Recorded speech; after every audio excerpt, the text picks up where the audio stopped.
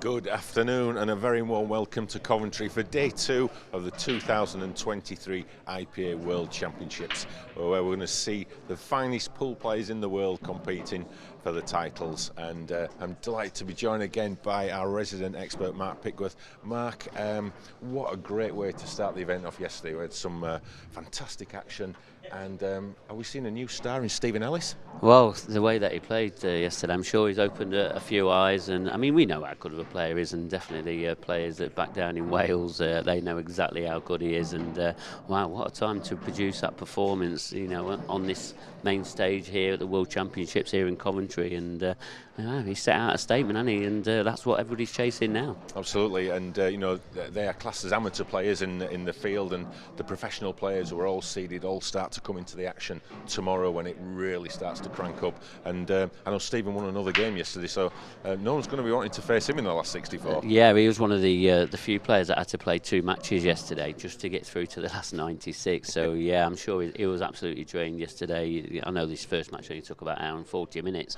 but I think his second match was a little bit longer. It wasn't as easy as he picked off Jamie Burnett yesterday. Not that Jamie Burnett's any pushover, but yeah, he had to battle away yesterday, and he's safely in the last 96, and I'm sure we'll see him in action at some other point. So we brought you 4 matches yesterday. I hope you enjoyed them. We're going to show you some of the highlights, some of the shots of the day, for want of a better word. And there was certainly some shots that were talking points there, Mark. Oh, there certainly was, and well, just enjoy this. Yeah, great little montage, and you know, the Stephen Ellis break, that was key to his success yesterday, wasn't it? He was putting so many balls off the break. Yeah, he had 1 dry break only yesterday, and I think he had a kick. How you get a kick off the break, but he did, and that stopped him from potting. But every other one he was successful on, and he cleared up quite a few times.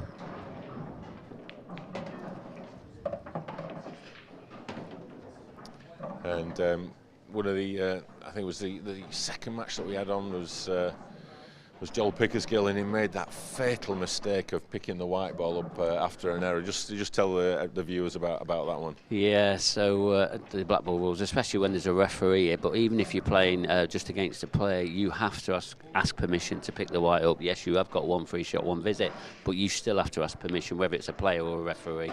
And now referee Darren Maidment, he was correct to call that foul. Yeah. And just a couple of doubles there. I mean, the doubles have become part of the staple diet of pool players' clearances, haven't they, over the last sort of 4 or 5 years? Yeah, I mean, because it's such a small base, sometimes it's very difficult to get the position you want to get on every ball, and you know, there is traffic in the way, so the only thing you do is leave a double. And just as we see an effort there from Barry conceding the frame, but you know, when you give it up. Yeah, and I know there's a shot coming up that Barry Lynn plays that must go down as, I mean, that's a bit unlucky, isn't it? But I really don't know how that white ball even found its way to that corner pocket, to be honest. Yeah, but this was unlucky from Barry yesterday. Tried to develop his yellow and just planted the yellow straight in. Nice little double there. And this is the one. Keep your eyes on this one, folks. This has got to be up there with one of the flukes of the century. Look at that. He could try that 1,000 times and not get anywhere close to that. No, and he went on to win that frame as well. He cleared up at that visit, and even that double there. What a fantastic. And that was just down to frustration. Yeah. And that is down to pure nerves. Yeah. Yeah, just too many mistakes from Barry yesterday. You know, we know what a great player he is, but unfortunately just wasn't to be for him yesterday. No, it wasn't. So we move on to today, and you know, yesterday we focused on the Open, that started, but later on this afternoon we'll start to see some of the other events start around 4 or 5 o'clock.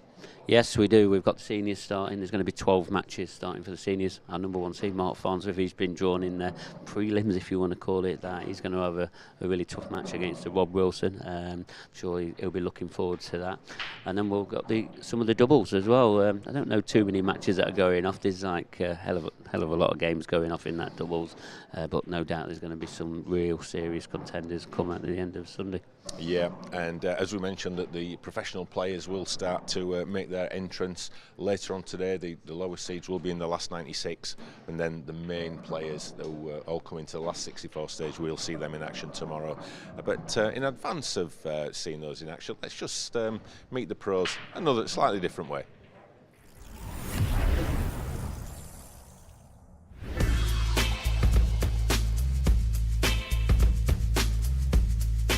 Who's your sporting hero?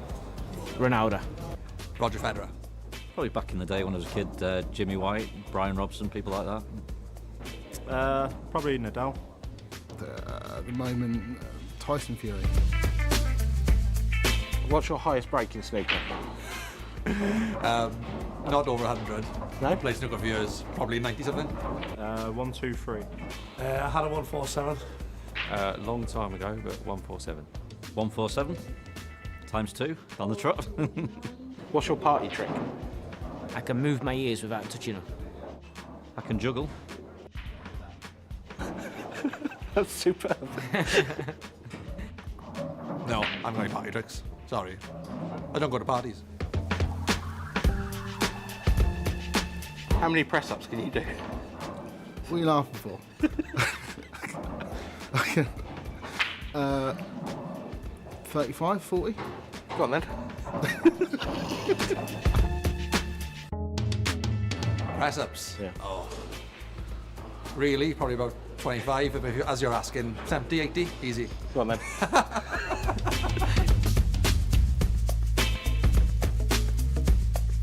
Who's got the best break? Ben Davis. That's tough. Gareth Hibbert. Marsh, Davies or Hibbert? I'd probably say Ben Davis at the moment. Who's got the best break? I reckon that is either Ben or Craig. Ben Davis, Craig Marsh.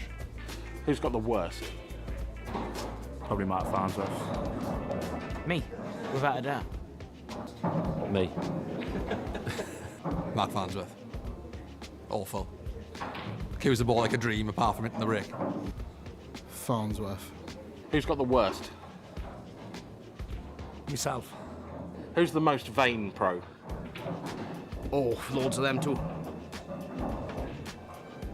Clint. It's probably me, to be fair. Who's the biggest underachiever? Good question. Good question. I think Dean Shields should have won a few by now. Who's the best tactician? It's got to be Dunster. Dunster. What's your favourite takeaway? Indian. What's your favourite takeaway?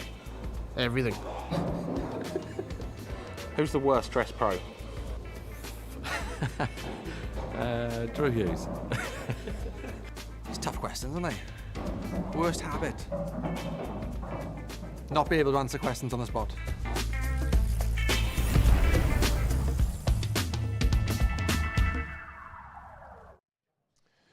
Some great fun there. We've got some real great characters in the pro ranks, Mark. Yeah, honestly, I think I can't even talk about anybody that's not a character in the pool world, to be honest. And wow, and we've got a lot of them here, and there's going to be plenty more of that coming on, especially this coming year.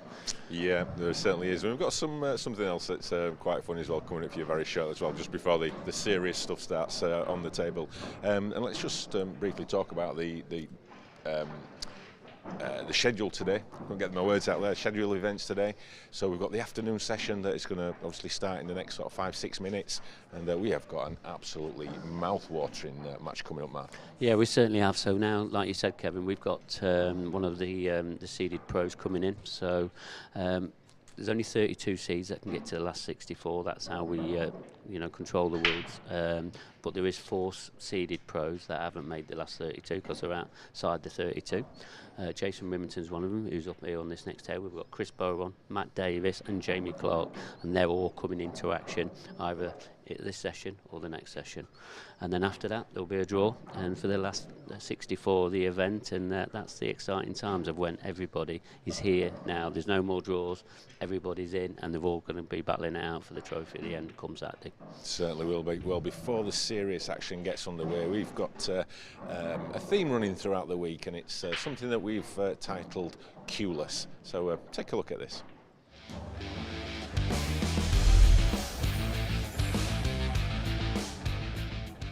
questions. Can you do an impression of me? Well, let me tell you, young man. Yeah, I can. Very good impression, actually. Am I next? Yeah. What was your most painful defeat?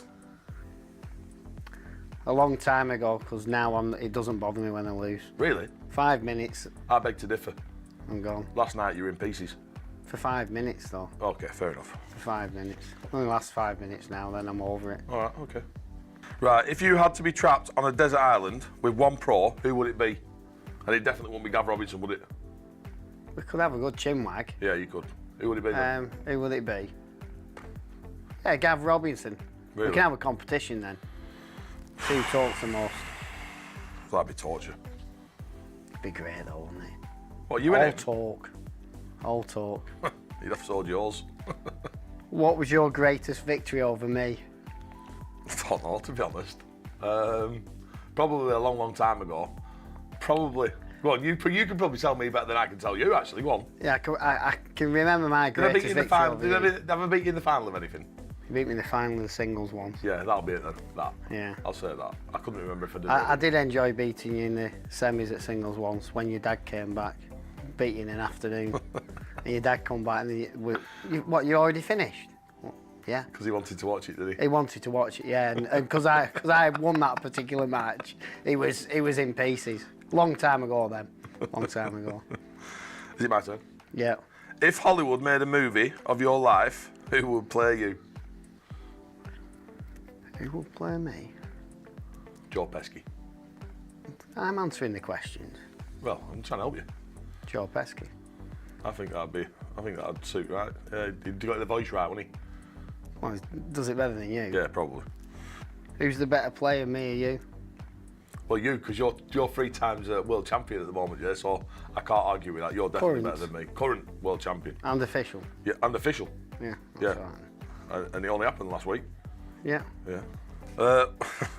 What was your nickname at school, Jay? Beanie. Why did they call you Beanie, Jason? Because he always had chips and beans for dinner. Who would win in a fight between us? I know he'd beat him up. His son. I think I'd like to. I'm going to say me. His 11-year-old son had beat him up. Yeah, he did. He's just because he gave him a dig last week. He broke me rib last week. Who was the most irritating pro? Most irritating pro. Probably me. You irritate yourself? Yeah, all the time. That's hard work, isn't it? Yeah. So, on this desert island, again, you're going to be sat there with you, yourself, and Gav. I know. Oh my God. Be an experience.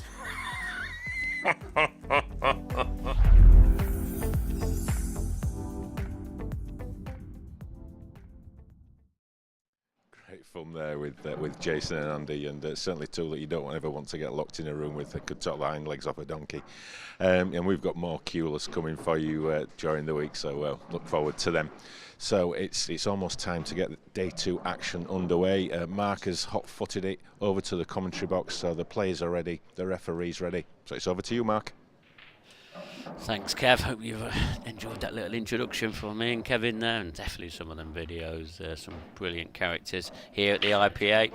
Seem to be a nice little family here. And but there is some seriousness, should I say, here in Coventry. Prize of the IPA World Championship trophy up for grabs on Saturday night. Who is going to get there? Griffiths, good to see him back. Former professional player. Good few years ago. He's glad to be back, and he's back on this red carpet, trying to produce a brilliant level, and he's going to need a good level, especially to oust Jason Rimington, current professional player. This is going to be some match up here. Griffiths, another one of these Welsh boys. Yeah, started off pretty well. Lovely break. Generated a lot of power.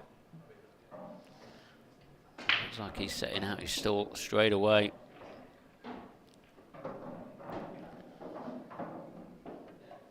start this would be to his return. Oh, just got into that a little bit too much. I'll let him off though. It's only the first frame. I'm not going to be too critical of him just yet. But if he wants to be beating Jason, sooner or later, these are the chances he has got to mop up. I mean, he's not out of this one yet, but he is rerouting. This cue ball's going to have to do a bit of travelling now. Should be okay. He's going to have a shot, I think. Surely he takes the one in the left centre first and then tracks up the right hand side, but it depends on how much he can get this back. I mean, you can do this either way. He can still track up this right hand side. Has he got enough angle though?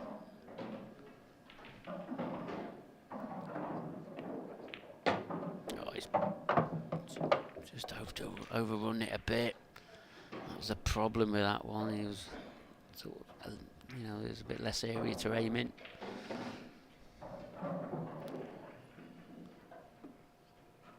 So, big moments in this first frame.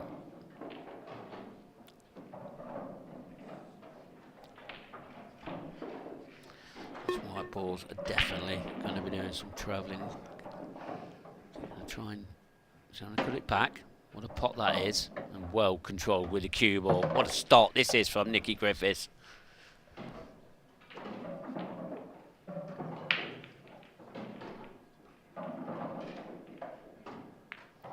And there you see it, break and clearance to start the day off. Wow, well done, Nicky Griffiths. That's how you make your return back to the IPA ranks. It's very calm there, Jason. Just, you know, got to take it on the chin. You see Clint Ianson there in the background, the number 3 seed for this tournament. He's going to be in action from tomorrow. Sure, he's got a lot of followers in the pool world and beyond. He's quite well followed around the world, especially when he was playing Chinese 8-ball. He brought a following back from there. See Scott Anderson there talking to Clint, just with his back to Jason. With a professional, he'll be starting his World Championship journey tomorrow. So first look at Jason Rimington. Rimo. Razor. Break. Has he got a ball? No, he hasn't. He's dry.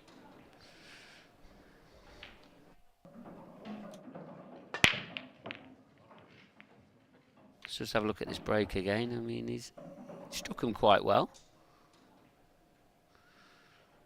Not really threatened a pocket.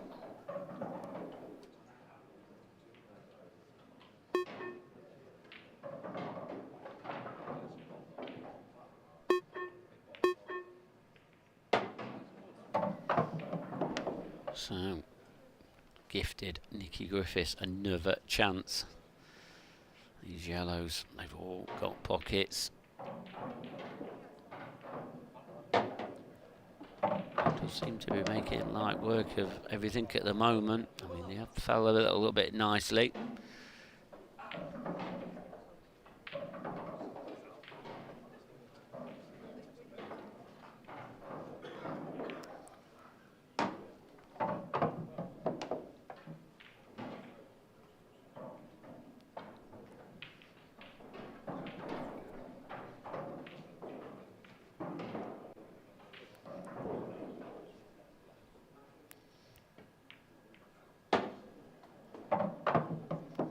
So now, looks like he's going to take the 2 at the bottom half of the table, drift back up for that one in the top half. It's a nice confident pot again. I think he's just left himself enough angle, it looks like he has. And you can play this a number of ways to get on this yellow. Still not past the red, it's a natural one. Surely. No problem here for a 2-0 lead in this first set. Oh, what a start this is. 2-1 visit clearances from Nicky Griffiths. 2-0 up, and it's going to be him to break next. Jason just thought he just walked into a bit of a whirlwind. That's what's happened here on this TV table.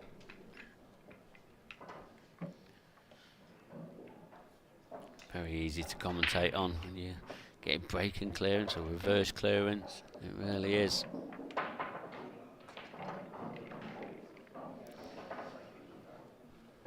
So this is our last 96 round, just in case you've just joined us. After this round, and they are fighting for a spot in the last 64 with the 32 seeded pros coming to the tournament, and that is where it starts to hot up.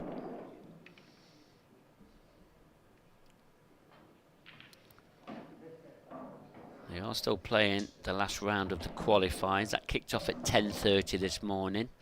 They're on the outer tables now, but this is the 1 o'clock session, where the last 96 has just kicked off. It's all going to be about the last 96 from now on, right until tonight. I'm going to have 4 matches for you, obviously all depending on how long each of them takes. A good solid break there, a little bit fortunate with the cue ball in the jaw, but he's made another ball. And look at these yellows again, they've all got pockets. That needs to slow down, it's okay. He's not got the angle he wanted. Can he just glide by there and leave himself a shot? No, he's fine. There's plenty of yellow to put in this top left-hand corner. I thought he'd have to run through to the gap. He hasn't. And again, looks again a little bit short. I think the table's caught him out a little bit there. Just slid off that cushion. You know, these new cloth, new balls, new cushions can catch you out. But again, great control shown here by Nicky Griffiths. Blistering start here. He's not holding back anything here. Simple 8 ball into the right centre for 3-0. And there you see it. Another break and clearance. What a start this has been to this afternoon session. It's like he's not been away.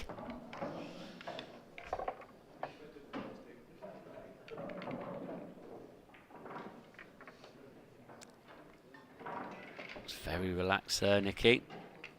Primo's had 1 visit to the table, a break, and it was dry. And he's 3-0 down. That's the standard, but these set race matches, there's a long way to go yet. Anything can happen. Jason's just got to sit there patiently, and you'll see him. He will sit there patiently.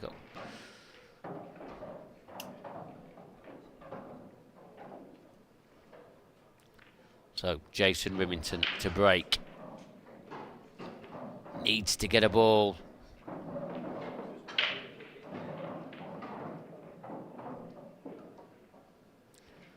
It's not been anything spectacular from Nicky.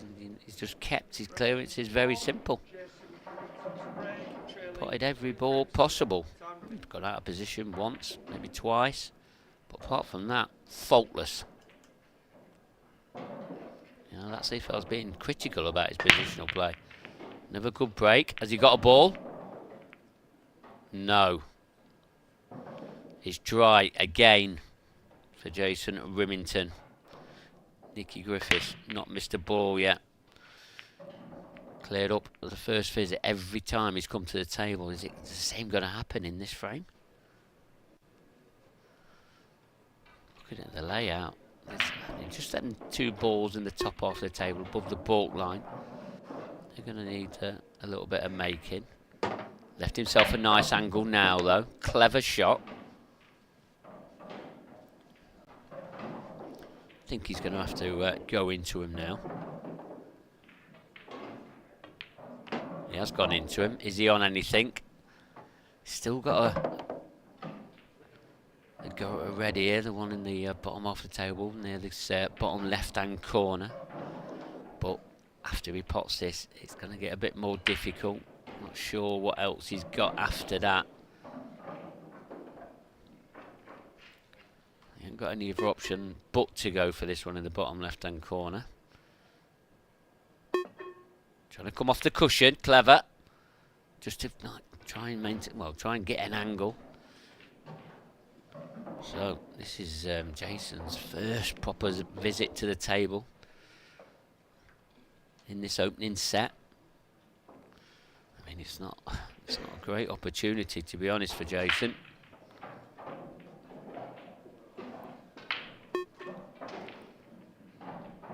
It's going to have to be a containing shot. Off the cushion, trying to put that yellow over the corner pocket to give Nicky something to think about.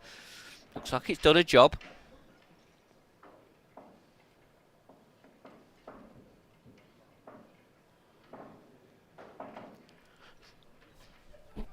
Yep, so I'm just going to try and get this corner pocket. That's a bit of a loose shot there from Nicky. I think he's going to give Jason opportunity now to take this corner pocket. He can get, maybe not, looking at the overhead, it looks like it's pretty tight, but Jason thinks he can push the red out of the way and try and block this corner pocket, but that's going to drop. It has dropped. It's Jason now going to be forced into this clearance. So all these reds have pockets, so do the yellows. Feel like he's going to have to take this one out.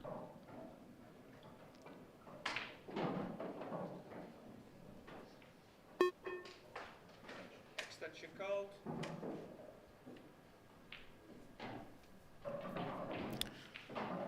He's at Rimington, just taking his extension. Remember, each of these players 30 seconds per shot, and they both get one extension per frame.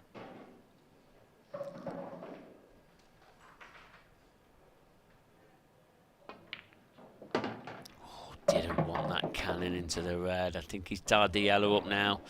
Does it go in any of this left centre? I don't think it goes to the top left. I think he's going to have to possibly cannon it out, or at least be moving a ball so it pops.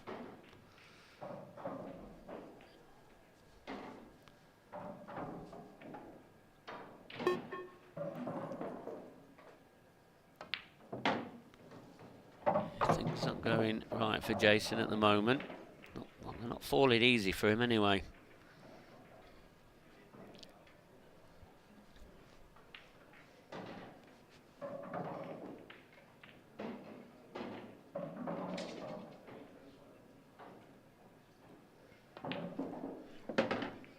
Good cannon from Rimo. Got a nice angle now on this yellow, but this is one of them situations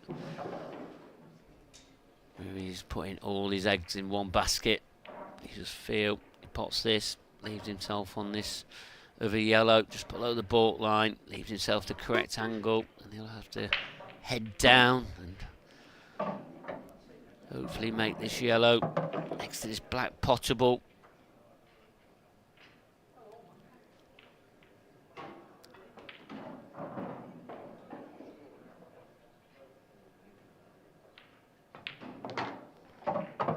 Though, if he doesn't get this last yellow, Nicky's going to come to the table, and he's looking like he could be taking the opening set. Can Jason get anything from this?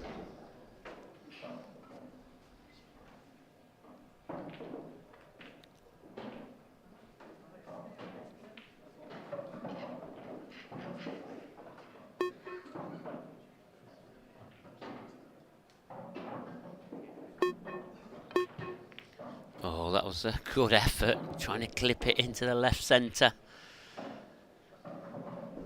He's made contact, so that was important. So Nicky Griffiths being on a bit of a mission at the start to this match. This is the first time he's been out of position before, but this one's going to be a tester. Not sure if he's got a possibility of a pot here. I don't think you can see enough of it. Yeah, so it's going to be a containing shot. Is he going to hit a cushion? Yes, he is. That's fine. So Jason can see this yellow, but can he pot it? What can he conjure up here? Don't think there's a double on. I think he's only relying on the possibility of a fluke, I think.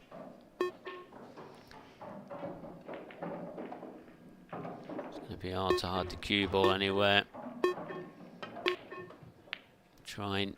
Oh, unfortunate there. And now we should see the end of this first set.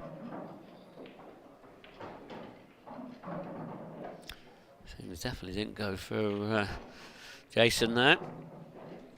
I've not really gone for him in this opening set.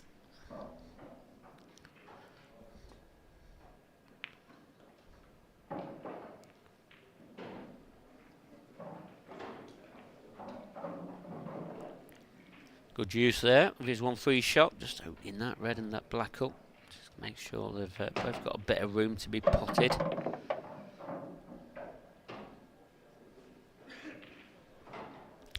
Surely Nicky sees out this frame now and sees out this first set.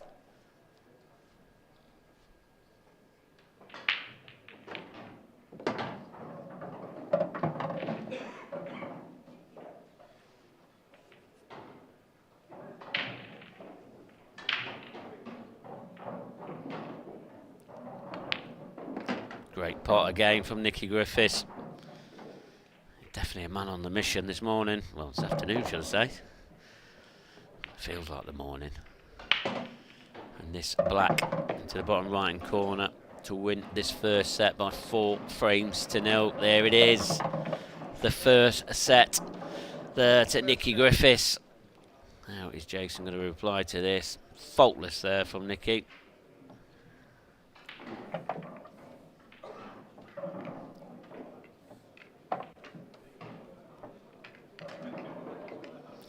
Bit of a scrappy frame there, but Nicky won't care. Winning that first set. 1-0 ahead now.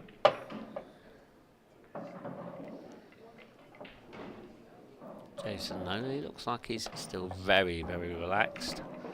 He'll just be sitting patiently, waiting for a chance. He'll get one.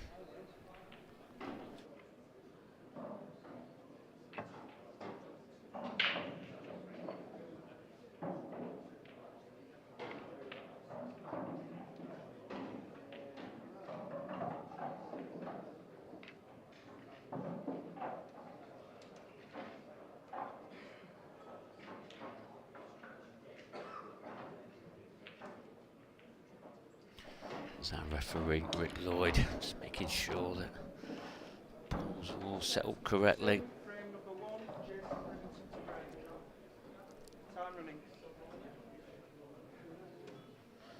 So, another look at the Razors break. Not been doing too well with it in the first set. 2 dry breaks he had. Needs a ball. Surely this time. He has got a ball, but it's a cue ball. And as the cue ball drops, he does finally find his first ball off the break. But it's going to be no good, because Nicky Griffiths back to the table. 1 free shot, 1 visit.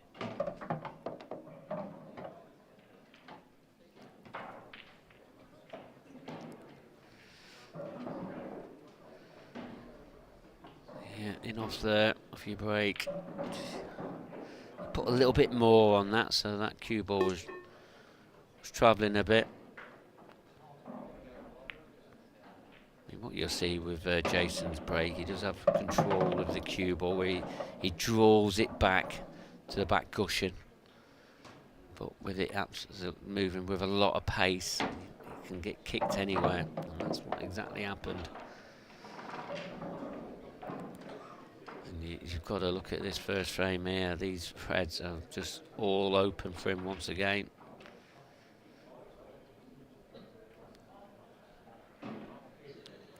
Next session matches then to go on On table 11, Chris Bowron, Tony Pitts. Chris Bowron, Tony Pitts, table 11, please. On table 13, Bash Maxsood and So you can Sunny just Singh. hear now, Bash Maxsood, 2 o'clock Sunny session Singh, just Tony starting. That's the Goldie. last 96. Table 18, Adam Myerskoff, Stephen Ellis. Adam Myerskoff, Stephen Ellis, table 18. Tournament director Table 20. does a brilliant Toby job Bolt, Christy all year Caulfield. round Toby Bolt, Christy here. Caulfield, table Is 20. at the World Championships. Table 16, Nathan Brain, Calling out all the names on all the other Table tables. I'll try and keep you up to date with some of the scores. But if you want to keep up to date with some of your favourite players, just go to our website, ipapool.com. You can get all the latest scores on there. Oh, and Nicky Griffiths. He's missed the ball. Wow, what was looking like a relatively easy finish.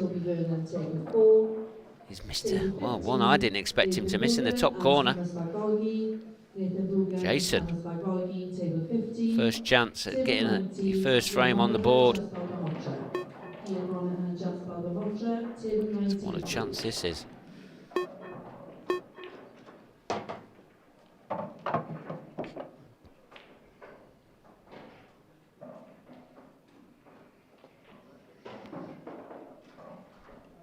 I think the way some of these frames have been going, they've all been very open tables, and maybe you've noticed it at home or wherever you're watching it. You know, these players have not really used their extensions a lot so far. I mean, we've seen a couple of uses, but the amount of visits and that, there's not been too many, so we've not seen the players under a little bit of pressure yet. Because when they are under pressure, you'll find that they'll use their extensions a bit more.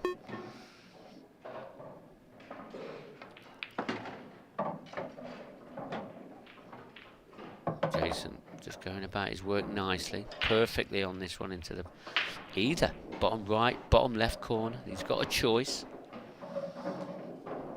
You'll find with these routines, you know, some players will go one way, some will go the other. I mean, I know sometimes we're a bit critical of players, the way that they've gone. But we're only critical because you know, we're a bit of a pundit, really, a bit of a commentator as well. But we just like to give our views over that. We don't mean any harm by it.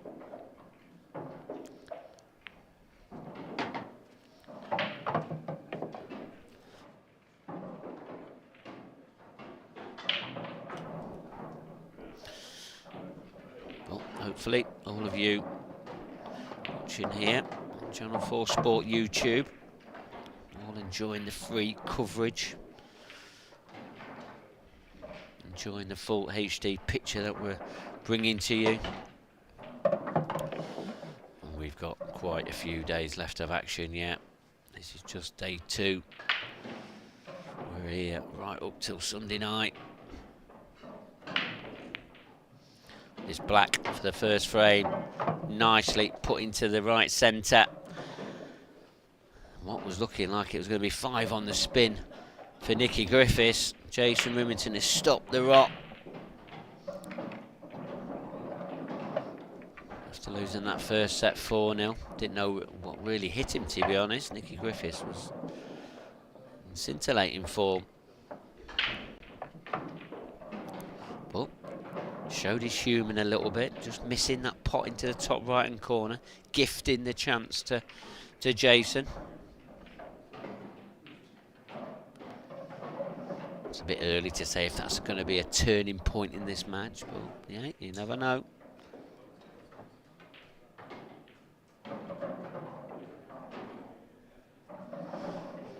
So frame 2, Nicky Griffiths is going to be breaking.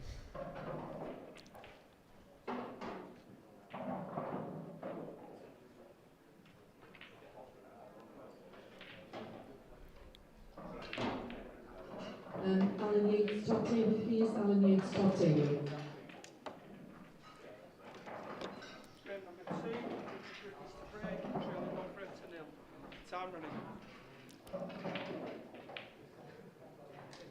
So 100% record for Nicky Griffiths, breaking clearance, and all of a sudden it's looking like the wheels are falling off. In off now.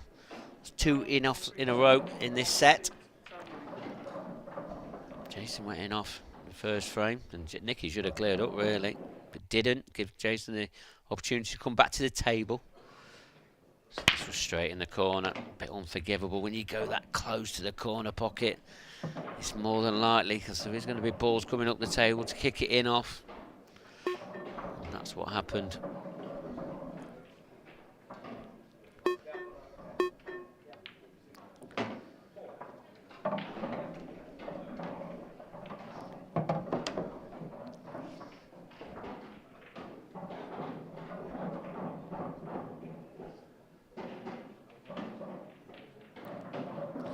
Very calm and collective.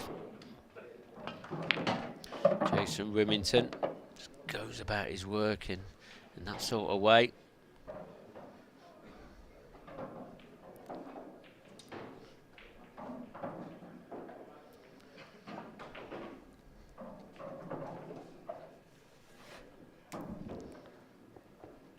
On table 9, please, Lee Bogey and James Weekly. Lee Bogey, James Weekly, table 9, please. Yeah, so the most difficult bit here would be the black. That's going to be his most difficult pot. And there's only a little window if you go on that left-hand side, top side on your camera screen now. See this bottom side, he's got a bit more window to fall onto the black.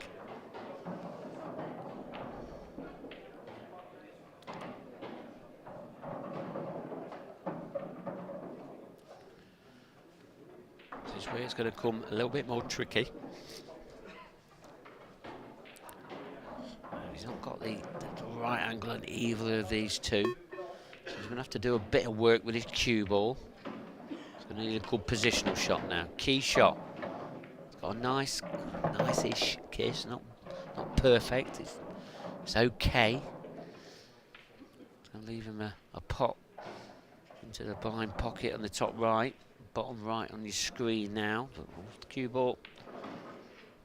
So ideally, I'd like to be. Needs to keep this under control.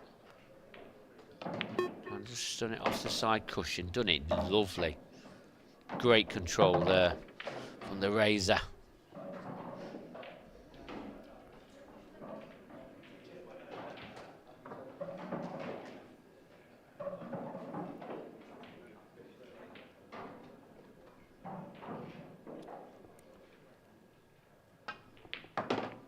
Oh, how's that come out? Is he going to have a shot at the black?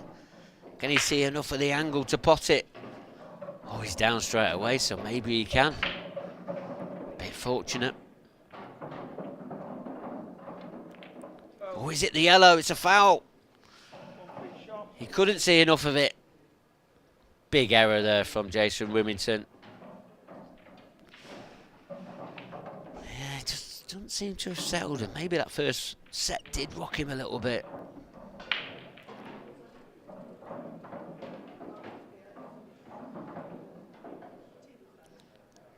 Starting to see a couple of errors now from each of the players.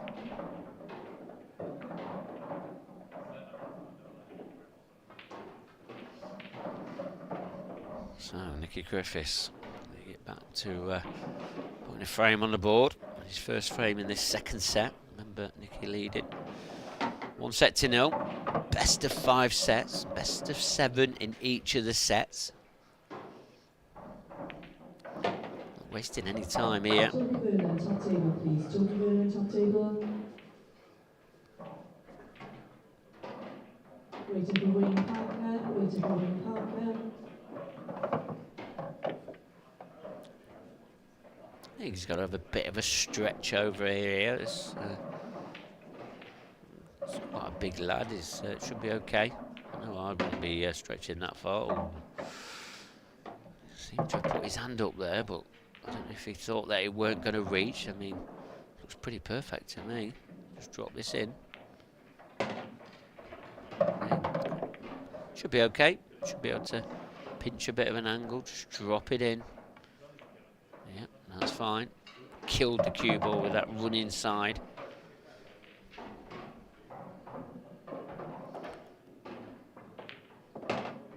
Yep, It's been a nice steady clearance, and Nicky Griffiths back on the board.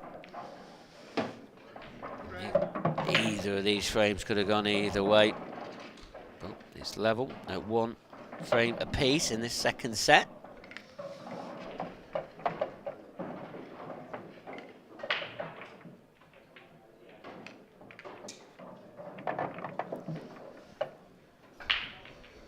Again, Nicky, another look at him there, he just seemed quite calm. Well, there's your poker face. The razor, just staring at the table. It's going to be Jason to break in this next frame. Wow, our camera person really putting the pressure on our referee, Rick Lloyd, making sure everything is exactly where it's supposed to be. No one can get away with anything with these cameras. I don't think there's any cameras in this commentary area. I hope there isn't. Not that I'm getting up to anything. Not that I'm getting anything up to anything. Good break. Has he got a ball? Not the cue ball again. That's so unlucky. In off for the second time in this set. Still yet to pop a ball. Well, a legal ball off his break.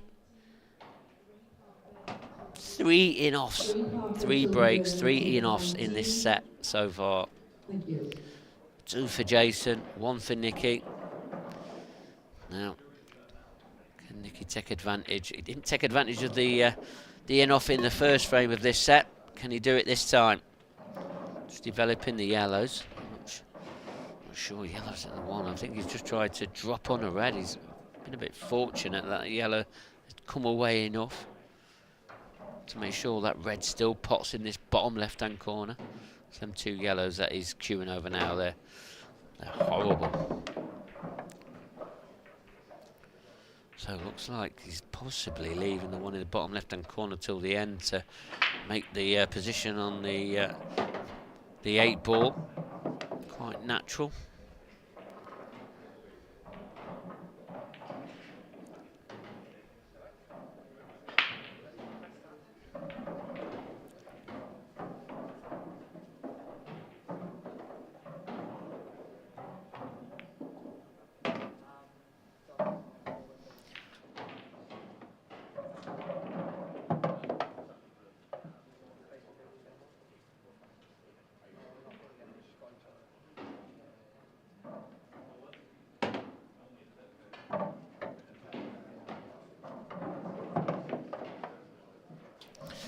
So, Nicky just going about his work now, just dropping that in.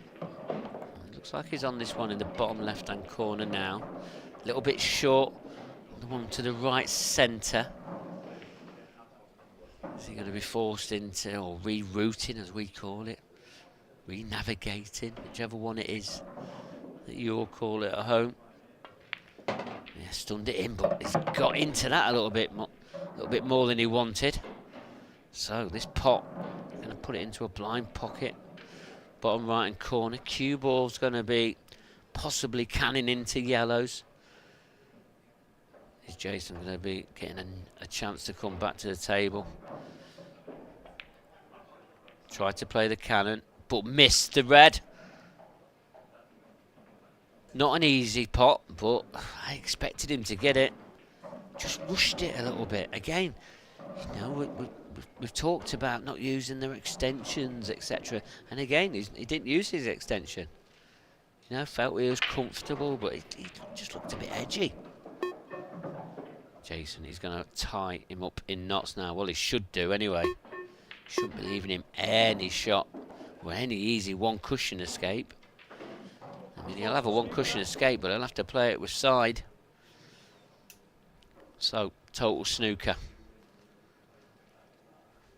Red over the pocket. You feel like it's quite a big target. Why it's over the pocket. Here it goes. Looks close. Oh, how has that not gone in? It's made contact though. That was the important thing. And that red ball has stayed over the pocket, because if that had potted, He didn't really have a shot at the black. Jason just going to keep piling on the pressure. Again, he's left him this up and down, but Jason knows if he does pot this red, he'd be a bit fortunate to land on the black.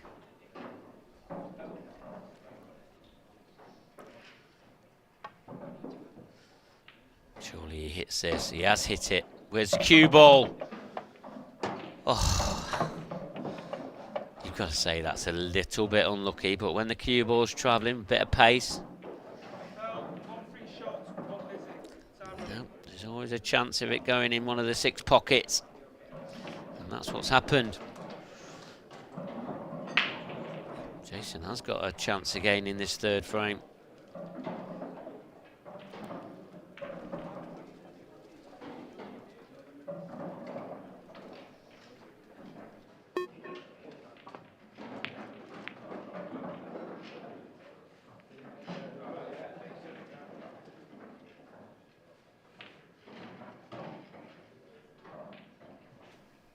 So, use this 1 free shot. Now this is where just needs to make sure his position's good. These 2 yellows in this top half of the table are like little bits of blockers. Can he see enough of this yellow in the top on that top cushion? I don't think he can. I think we're going to possibly see him just play a containing shot, knocking this yellow in the middle part of that top cushion off, hiding the cue ball behind the yellow that he's closest to now. Oh, he hasn't done that though. Yes, he's got the yellow off the cushion, but he's let Nicky Griffiths see this black. That's an error for me. Can he clip this black ball? I mean, that is an ultra fine clip.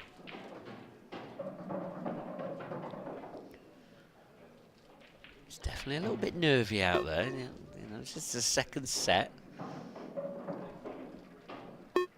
Third call, please. Wayne Parker. Just containing shot. Wayne Parker on table 19. So that black's off the cushion now, so that makes it a bit more potable. Jason had a good chance, to be honest, when he had the 1 free shot, 1 visit. Cue ball drifting up table, trying to get on his hardest yellow ball now. Still not straightforward from here. He's going to have to do a good positional shot.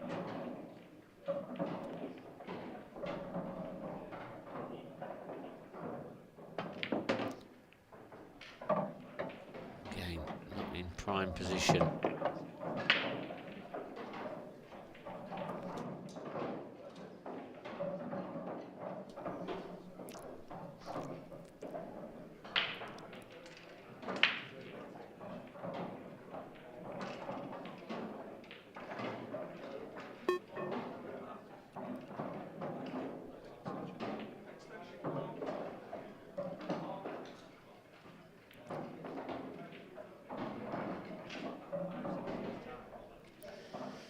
So surely he's going to have to play a containing shot here, trying to hide the cue ball.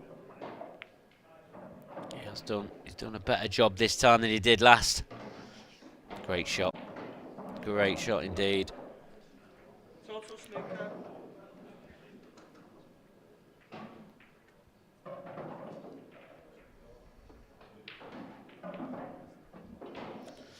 So, 1 cushion escape. Yep, got out of it. Done exactly all he could do.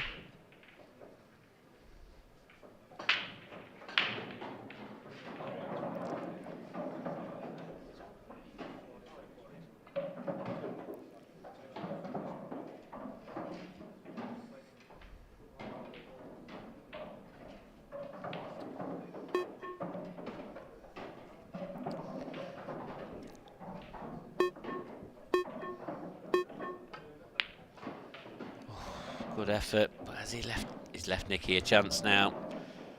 It's a chance now, this thin clip. It's not easy, but it's one I'm expecting him to get.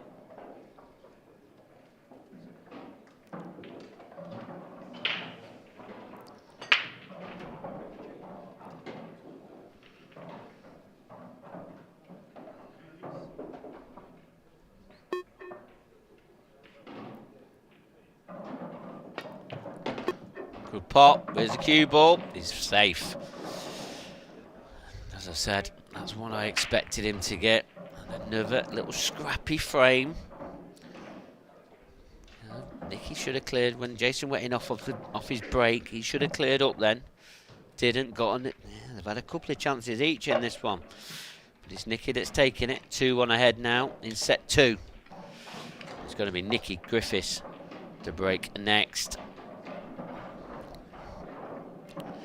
So, got a bit of a schedule of events for today. So, first game, this is Jason Rimington, Nicky Griffiths. Next going to be coming up is Mark White against Coventry. This will all depend on how long matches take, etc.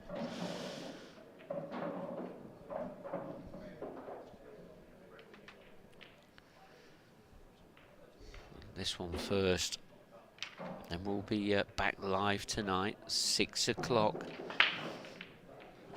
Game times could change depending on when the afternoon session finishes, etc. But you know, we are trying to plan for 6 o'clock.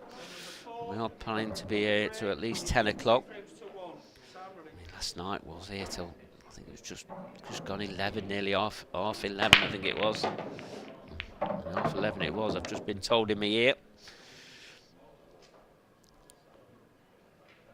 He's made a ball off the break again. Nicky's been quite successful with his breaks. Apart from the one in this set where he went in off. He has had 2 breaking clearances as well.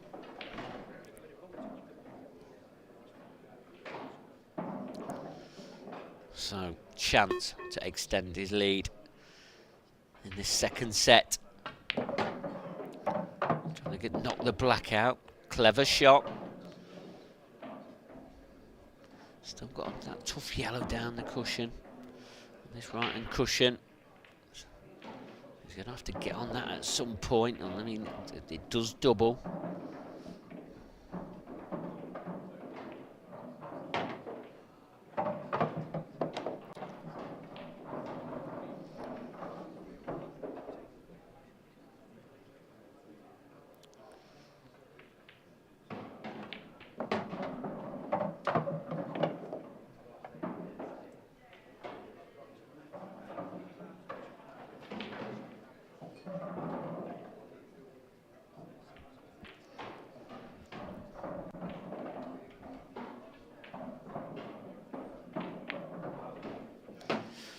You see his already shell has gone, but he's going to still need half decent positional shot now.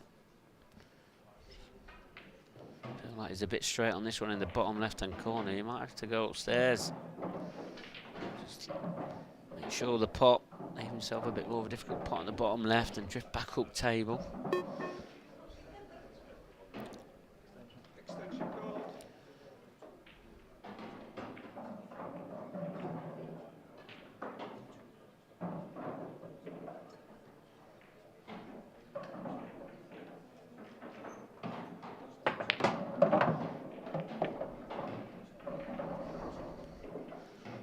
So, I mean, he's always going to have a tough pot, whether he went downstairs first and then upstairs or vice versa. So this is his tough pot now. So well, this is the proper way that the way that he wanted to go.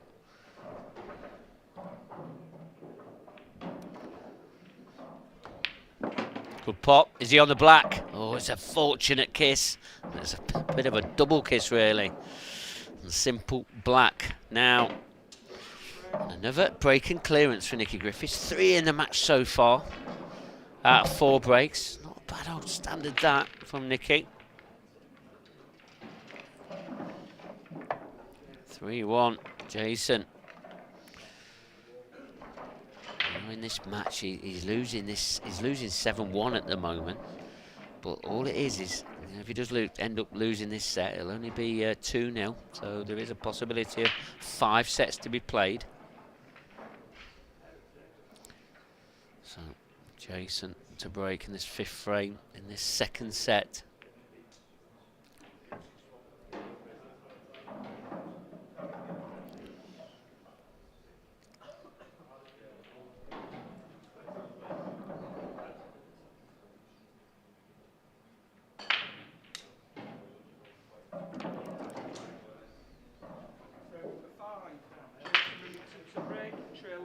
got it wrong about the matches that are on this afternoon. So this is our first match, Nicky Griffiths, Jason Rimington.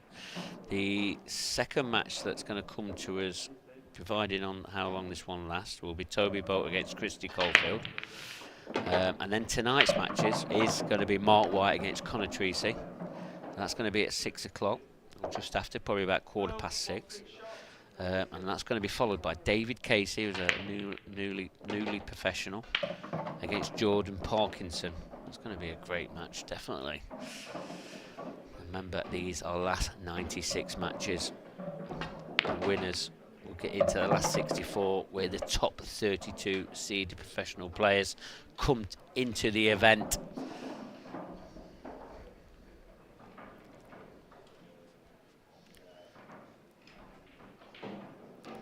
While we're talking about that, Nicky Griffiths is going about his work.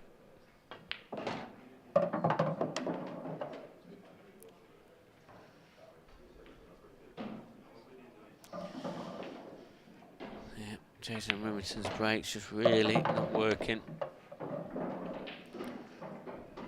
And Nicky Griffiths looking like he's going to be taking a 2-0 lead.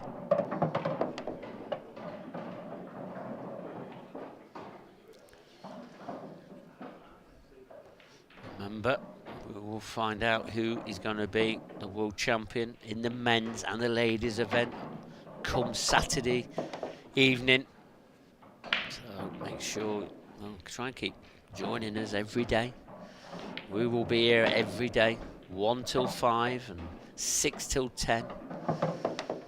Sometimes might change, but if you just keep up to date with either the IPA social pages, or we'll try and keep up to date with on this Channel 4 Sport YouTube channel, if there are any changes, but we're not looking at changing anything just yet.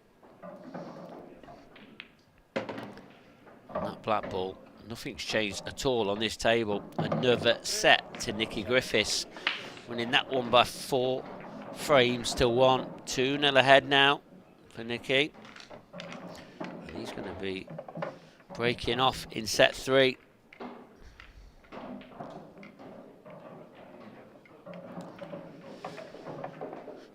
Jason really needs to stop the rot here.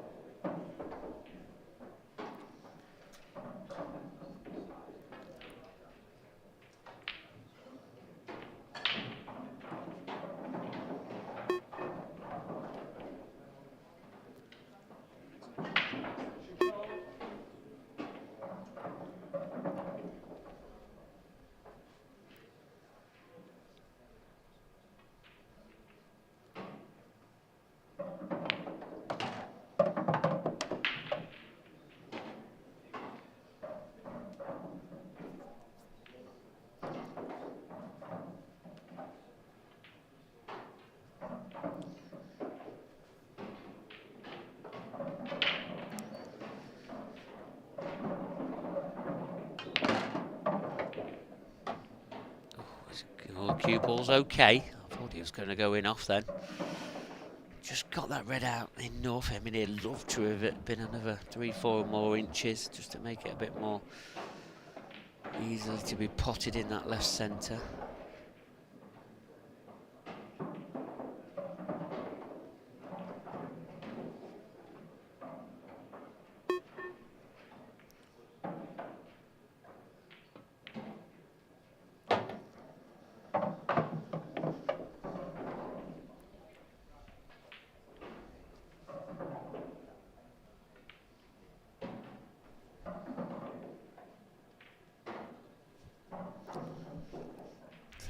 isn't his most difficult red. Just needs to drop this in at a nice pace. Lovely shot.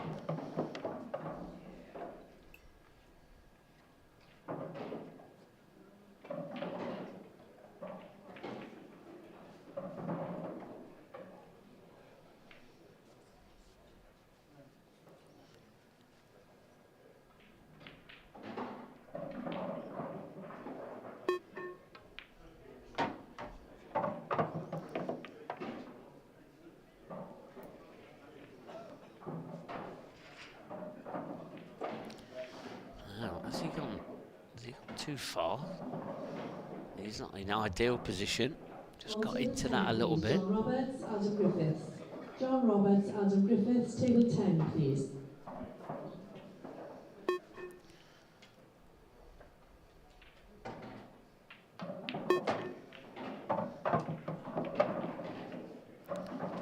So, key positional shot now.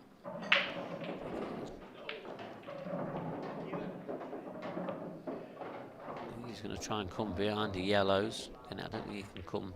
Oh, he's tried to find a gap. He's been a little bit fortunate, but he'll take that. He's not had much of the rub of the green so far, Jason, but he'll feel a little bit better than that.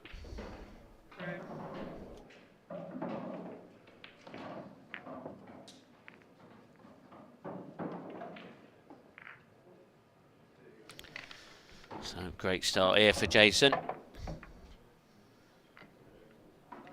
This third set, let's give Nicky something to think about.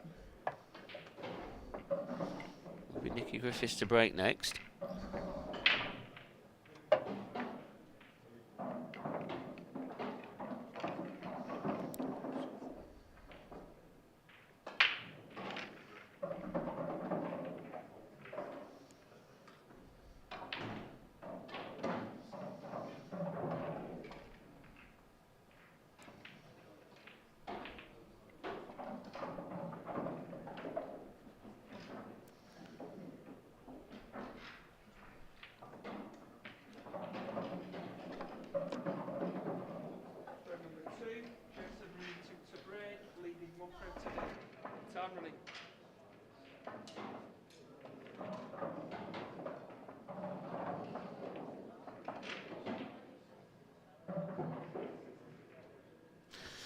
So, frame 2. A little bit of a mistake on our scoreboards there, but we're back to normal now.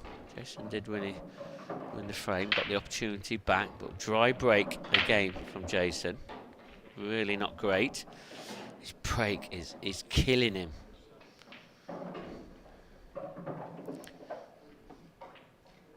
So 1-0 to Jason in this third set.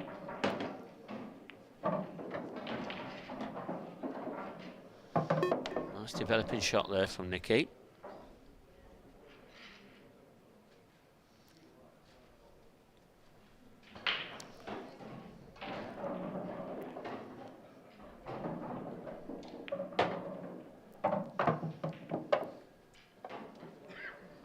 Nicky Griffiths just looks like he's floating around the table. You know, when he's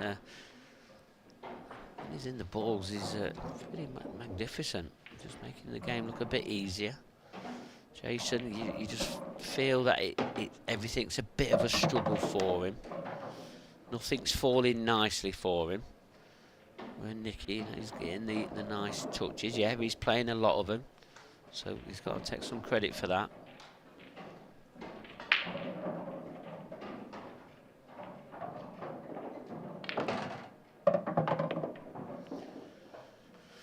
He seems to be cueing the ball lovely, getting right into it.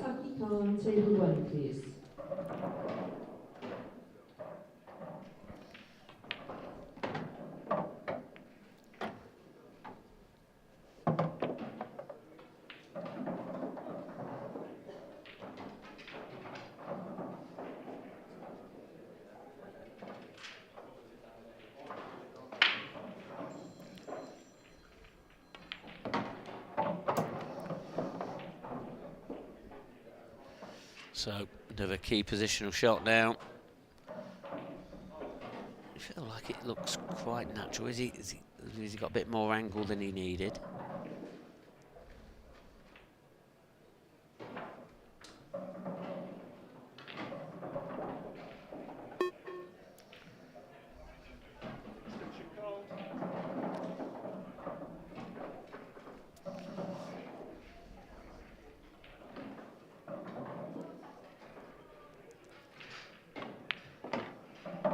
Yep, left himself a difficult black, but felt like he just wanted to make sure he left himself a shot. Cue ball going to be travelling, shouldn't be travelling into too much of a dangerous area, but this pot, not easy, but makes it.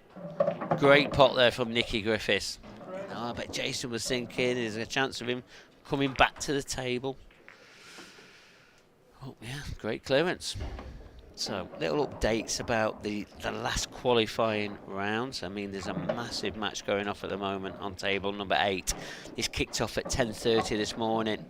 Liam Irvin against Matt Schofield, two brilliant amateur players. 2 sets apiece, and it's 3 frames each. They're into a deciding frame in the deciding set. Who is going to be making that through to the last 96? Liam Roberts, number 1 amateur player on the IPA Tour last season. He's won 3-0. He's safely into the last 96.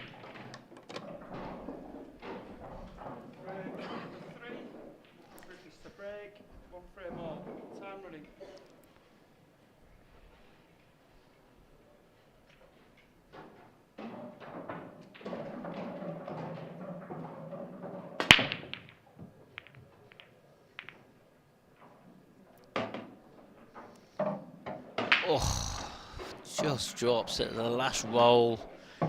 Another in-off for Nicky Griffiths. This is the only reason Jason is getting frames on the board. He's probably off Nicky's bad breaks. He's not had too many chances. Not to win a set anyway. Well, not enough chances to win a set.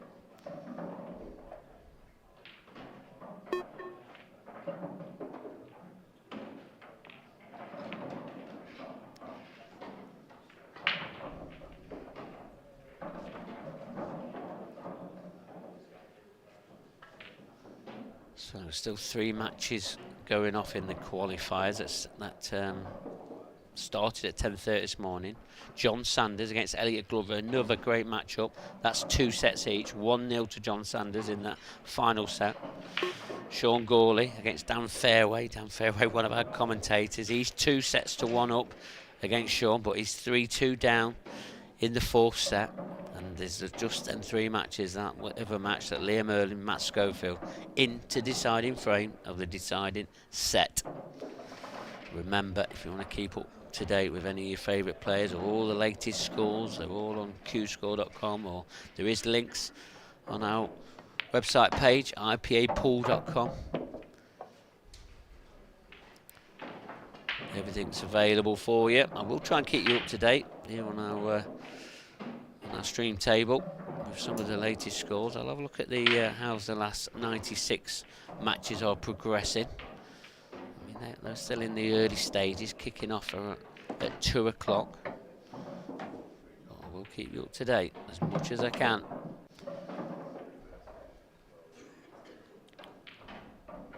You feel that Jason has got to take every chance now to keep in this World Championships.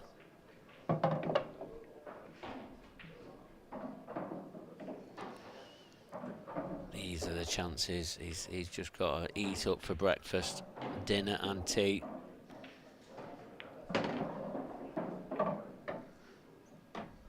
Pretty good.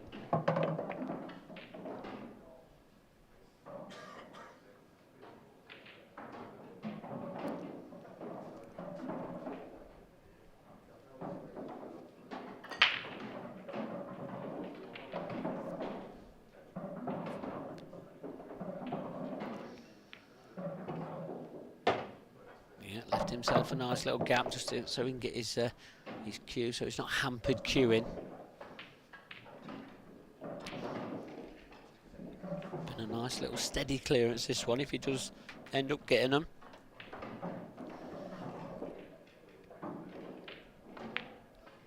Oh, he's wide of that one though. I just felt like he was trying to pinch the pocket to try and keep close to the on his final red.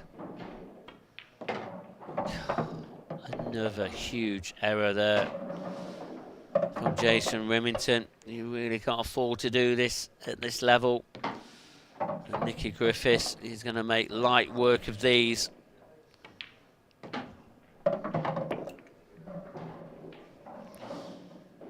Just not really took advantage of that in-off there from Nicky off his break.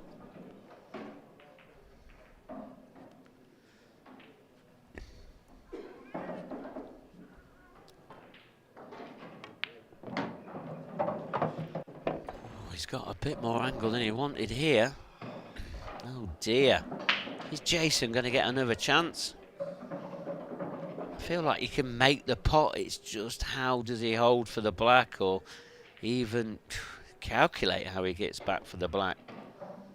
What's he got on here? He has cut it in, but the cue ball is the other side of the table. He's got a shot at this black though. He's potted one a little bit more difficult than the one that's here on show now. I think he's going to be potting this. After the last one he's potted, and he's been playing pretty good stuff. And he has potted it. Heart of the pocket. 2-1 in the third set. Jason will be raking in the next frame. So just White, he's nipped out for a comfort break. Let's go through some of these last 96. I've got them up here now. So another professional player that's entered this last 96, Chris Boron. He's 1-0 down against Tony Pitts, and he's 1-0 down in the second set as well.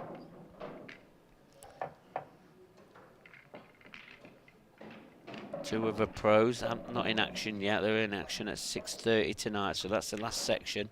Is 6:30 for the last 96. Jamie Clark and Matt Davis, they're the other pros in this round.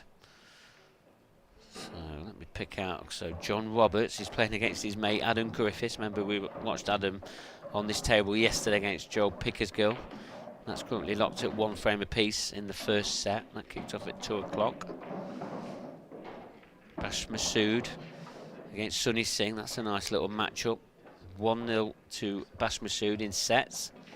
Adam Meerscuff against Stephen Ellis. Remember, we saw Stephen Ellis yesterday, yeah? He had to play 2 matches yesterday, 2 qualifying ones, and now he's here in the last 96. He's 3-1 ahead here in this second set, but he is 1-0 down there against Adam Meerscuff. Toby Bolt against Christy Caulfield coming up next after this match.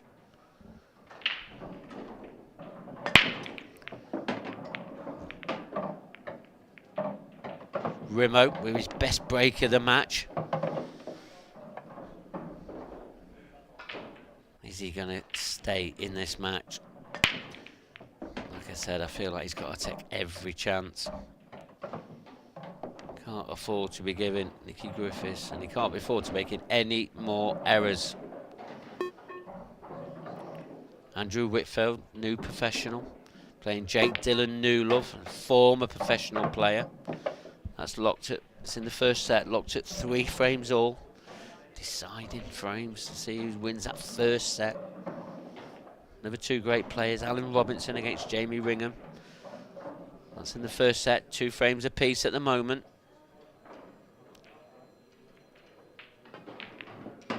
Thomas Fagboldi from Hungary, he's 3-1 ahead against Nathan Bowen.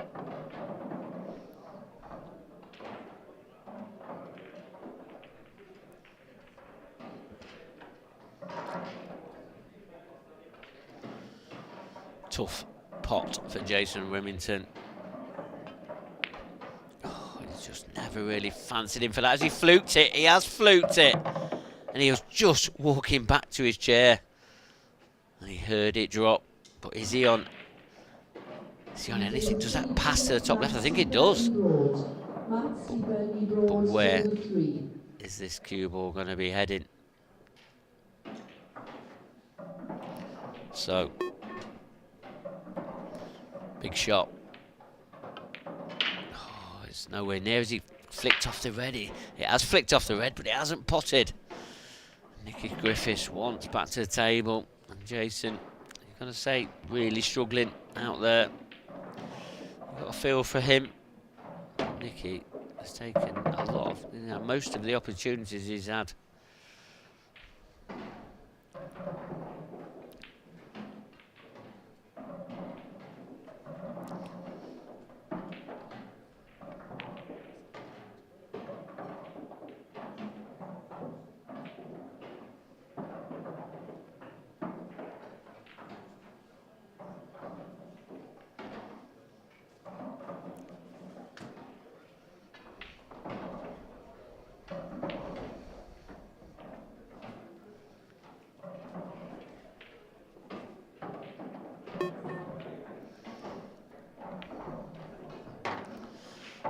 Another chance then for Jason.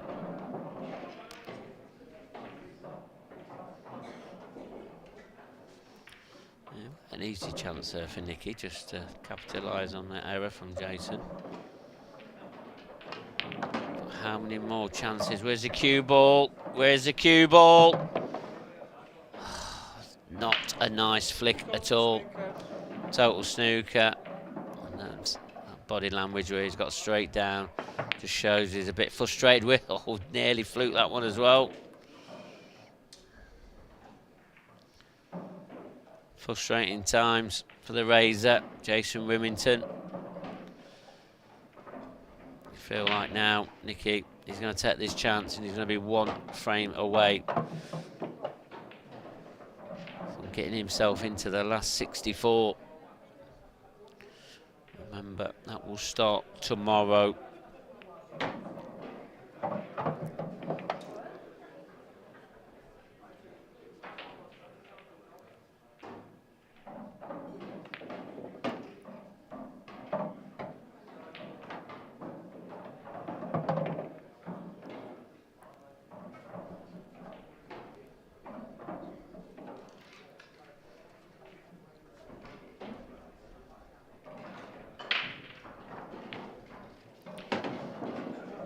Left himself a bit of a blind pocket. I mean, it shouldn't be a problem. It's not far away from the pocket.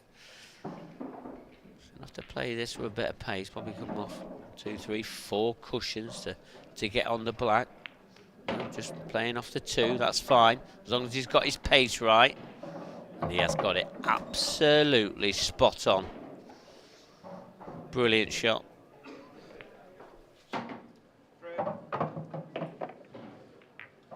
So 3-1 ahead now. Not looking great now for Jason Rimington.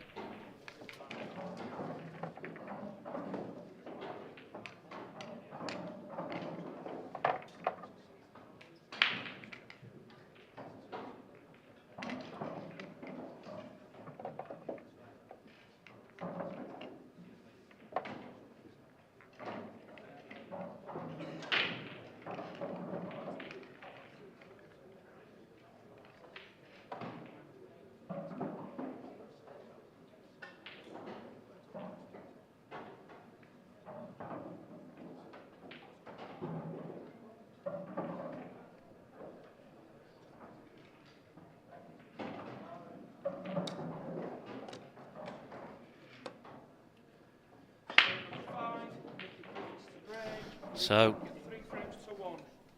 5th frame in this 3rd set. Is it going to be the last one? Have we just seen the last shots from Jason Rimington? One of each colour set off the break for Nicky Griffiths. I mean, that's been the story of the match. You know, the break really hasn't worked for Rimington, so it stops a little bit of momentum for him. And Nicky's break, it has been working. Yeah, he's had a couple of in-offs, but he's had some breaking clearances as well. Not been a high standard match, but it's been pretty good from Nicky Griffiths. You know, he's got to take credit for that. Yeah, some of these clearances off his break, they fell a little bit nice. Just, I mean, a bit like this one. You know, all these yellows have got pockets. He's got no challenges. But, you know, you still got to go out there. You remember, you're under the camera lights. You're under that shot clock pressure.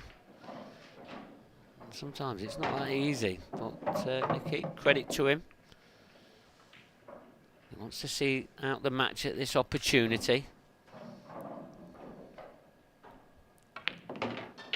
Oh, he's not got into that. That was a little bit jabby. He's going to see a bit of a twist. Nicky Griffiths he's short by a foot, maybe a foot and a half. He had so much table to work from there, and I mean, surely it don't cause him a problem, but this one could be a bit jabby. Very rare call of extension from Nicky Griffiths. He's not used many. Well, that's the way that this match has gone. He's gone for the more difficult yellow and pots it nicely. So, does this black pass the red? That's the question. I mean, if it does, it's over. But is there still a twist? If he's gonna, queuing up, he's gonna draw this cue ball back, and he has done. And it's gonna be a simple-ish 8-ball into the bottom right-hand corner to beat Jason Rimington by 3-0. And there you see it. It is 3-0.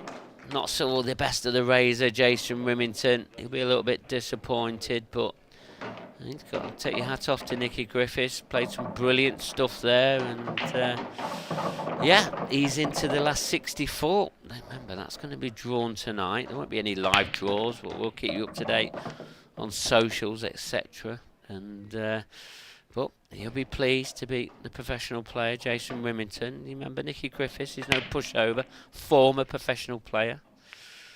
But these breaks there, look, there's a story of the match there. Jason pretty much was walking back to his seat every time after his break, but this, I mean, crunching breaks there from Nicky.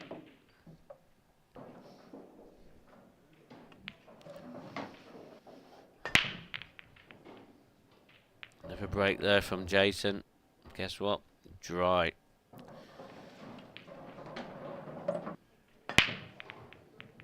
Another Rimington break.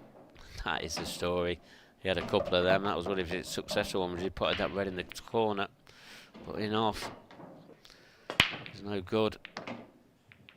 Yeah, Nicky had a couple of in-offs as well on his break.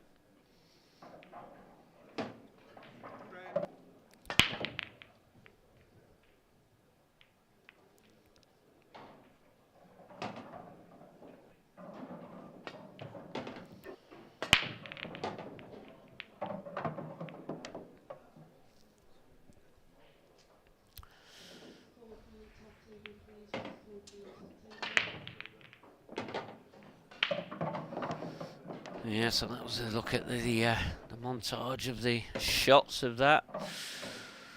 And just then when this finishes, we'll go over to the studio where he's with our winner, Nicky Griffiths. Thanks a lot, Mark. We were just watching some of the highlights there of that match, and there was a bit of a recurring theme with Jason's dry break, but don't want to take anything away from your performance there, Nicky. You at the start of the match in particular, really sharp.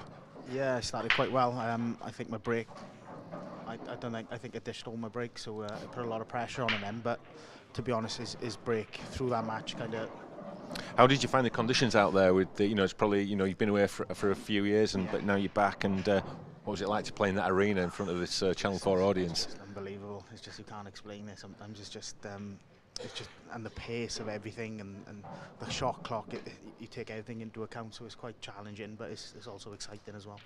Was there any part that you found harder to adapt? With the clock or the cloth or what? Clock, because you're always looking, so you're always kind of that's in the back of your mind, and the cloth is frightening because I just couldn't find the right angle. But that's the challenge, right? To get on perfect on balls, but. Yeah, with that cloth, it's quite difficult. So you just got to leave yourself a shot and hope for the best. And so, a word about Jason. Obviously, Jason, great player, and but he just never really got a foothold in the match. Although you let him in a little bit in the second set. Yeah, I made a few errors, but yeah, he didn't capitalise on it, and I seen that, and I thought, let's keep pushing and pushing, keep the pressure on, and unfortunately for him, his dreams. And so, what were your thoughts and expectations coming into this week? All I've done is practice. I've prepped well, and just one ball at a time at the moment. I'm enjoying it. I'm resting. Not cliche, no cliches, please. No, but no, just more relaxed and just maturing into the game and into the sport, because obviously the sport is growing so quick. It's always good to be a part of that. Okay, well, great performance, Nicky. Well played, and hopefully we'll see you later on in the tournament. Cheers, Mark will just take over from you now. So good performance there from Nicky Griffiths. Great way to get day 2 underway. Well, we started off in the first set absolutely faultless, 2 breaking clearances and cleared up twice off Jason Rimington's dry breaks, and you know, that's what you've got to do at this level, and he put Jason under pressure straight away from the start, losing that first set 4-0.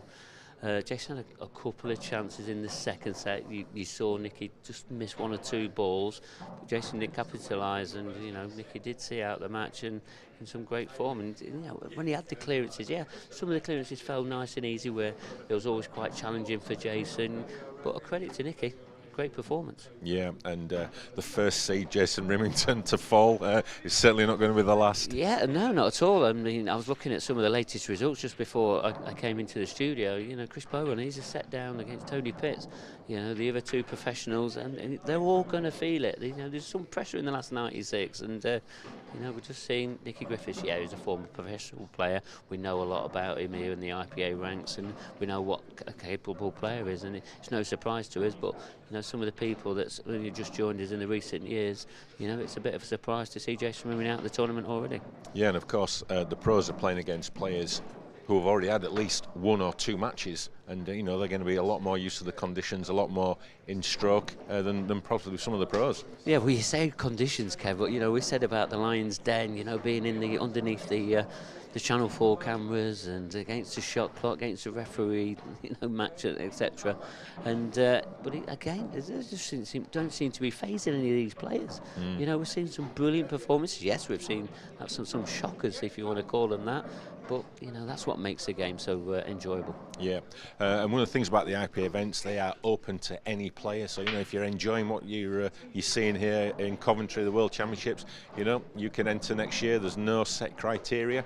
And if you want a bit more IPA action, then the 2023 tour will soon be here, end of March, when we start in Gosforth.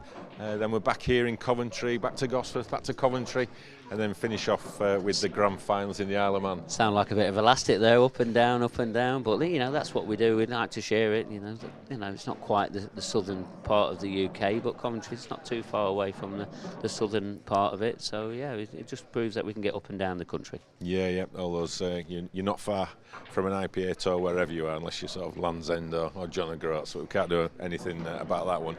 So yeah, if you know, follow everything on the IPA website. You know, if you want to sign up, and all the details are on the website.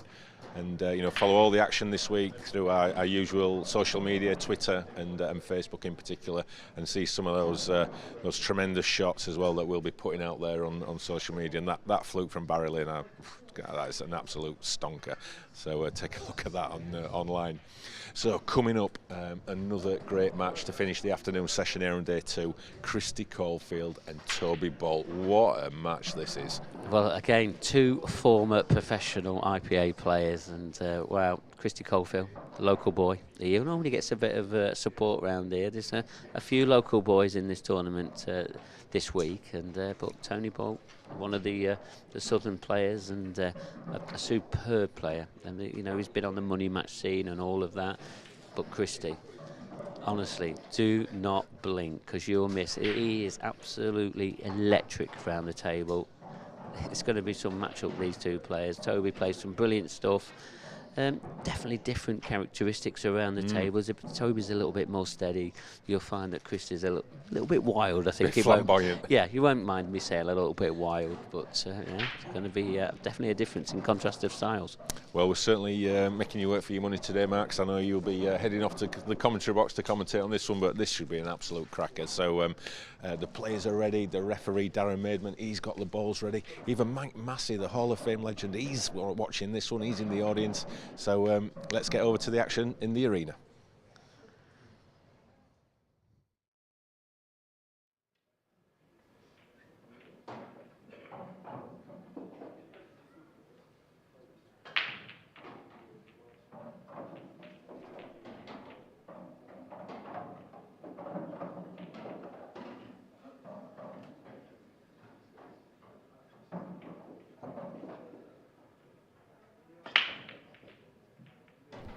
So I've just hopped, skipped and jumped into the commentary box. I'm here alone at the moment, but I am getting some company.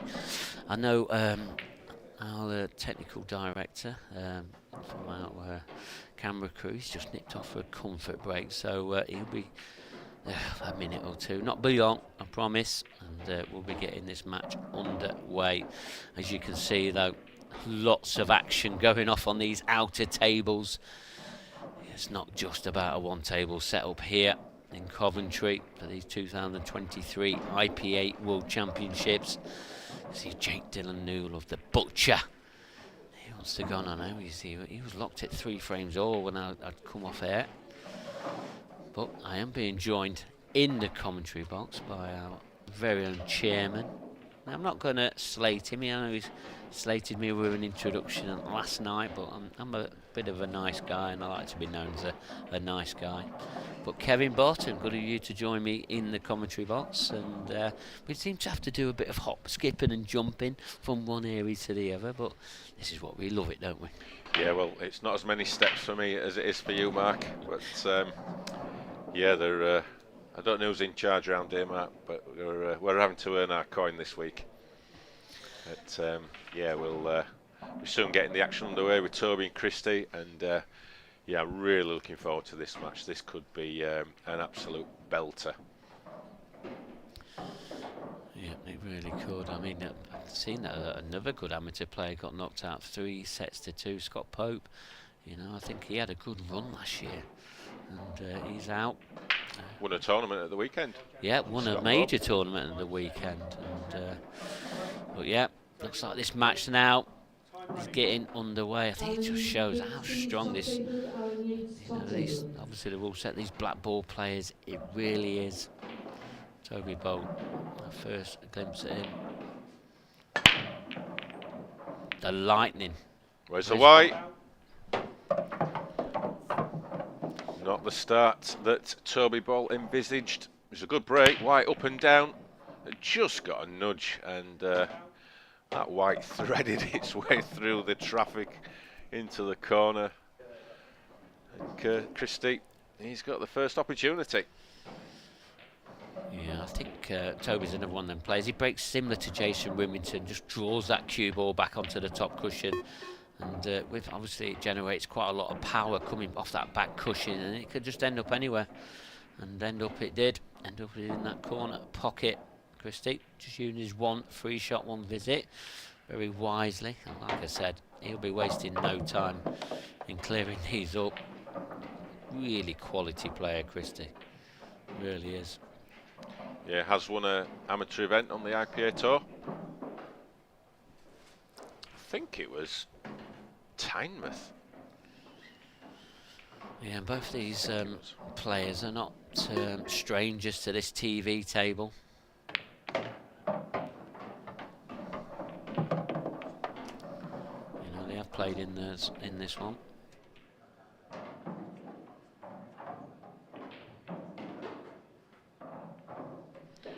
Yeah, if I remember rightly, it's coming back to me now. I think it was 2019. But, very, very solid customer indeed. Yeah, he hasn't had to travel far, has he? He lives across the road, I think. Just popped over, popped his cue out, and here he is, battling away against the world's finest.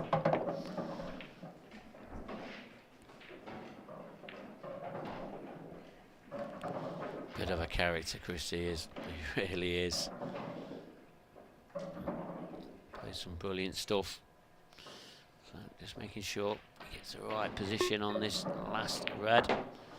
A bit more of a longer pot than he wanted, but this is his key positional shot now. I think this is just about pace. He's going to come round off 2 cushions. The black into the same pocket.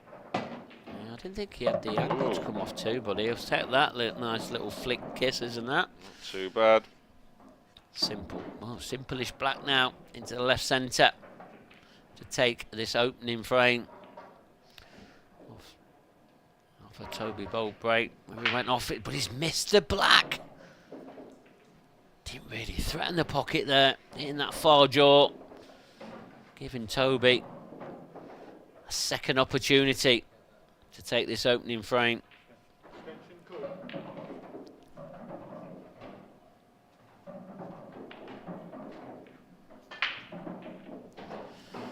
So not got the easiest opening pot here. Probably had one down table, decided to go for the one in the blind pocket. Controlled this cue ball nicely. I think he's okay on the pace. I think he can just get through to the one into the bottom right hand corner. Still got that cluster of the 3 yellow balls there. They're going to need a little bit of work. Not sure if any pot. Yes, one pot's in the top right hand corner, but I think he's tried to go into him there. I mean, any little nudge there could have just nudged him into play.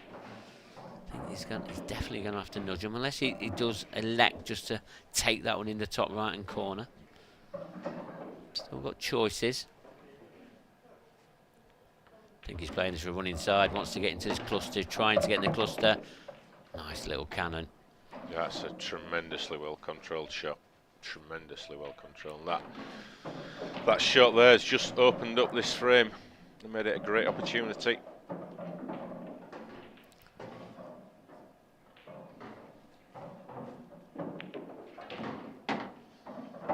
Doesn't seem to be hitting the ball with too much pace, just trying to keep it controlled every shot. That's the way to try and make this game look easy.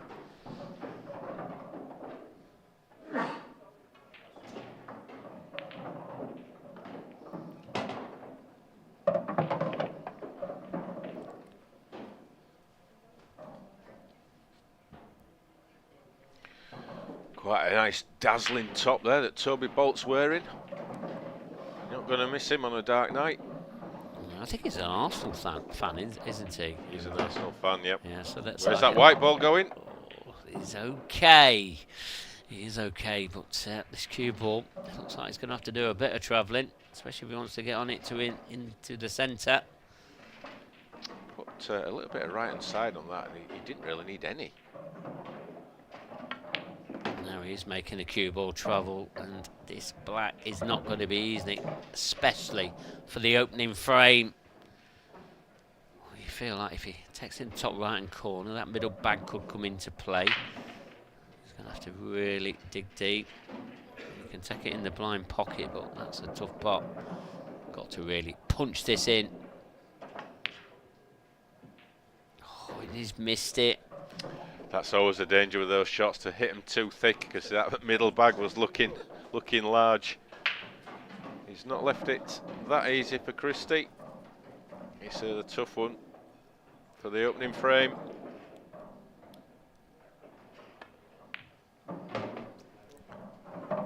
No mistake, good black in the end. That was a bit of a topsy-turvy start, that one, Mark. Yeah, both had a couple of opportunities each, and this is early match nerves. They've probably got a lot of respect for each other, so it's no surprise.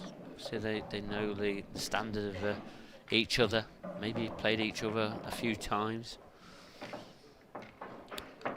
But yeah, I mean, it's always nice to win the first frame. It's always one of the hardest ones to win, the first and the last. Toby a bit disappointed there, had some good chances in that frame. Obviously felt a bit fortunate to come back after going in off it on his break. First chance to see Christie's break.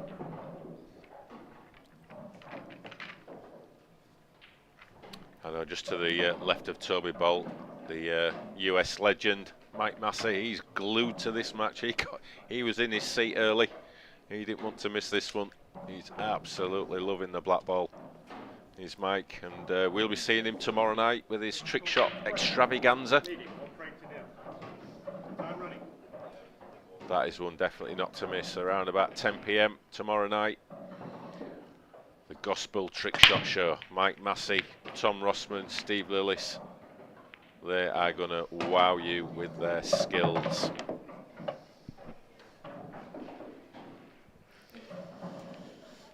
Successful break here then for Christie.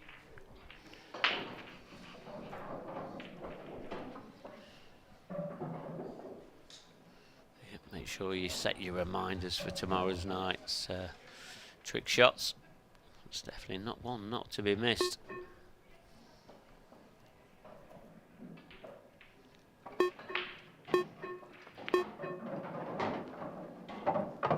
So collecting the yellows, and obviously the first yellow we can see a little bit tricky. The one on this bottom cushion. Feel like he's going to have to go into that. I mean, it doesn't look easy to. I mean, he could drop onto it if he wanted to, but it'll be a tough pot. Can he get into it now? I'm not sure if he's got enough angle. He has got enough angle, and he's done enough. But this next pot is super tough. Yeah, good news, bad news. You're always taking a risk when you're crashing into balls. He would have been pleased to see the red go down, but look where that white has landed. Absolutely not much to go at here. Nothing very exciting whatsoever. Just a little containing safety there.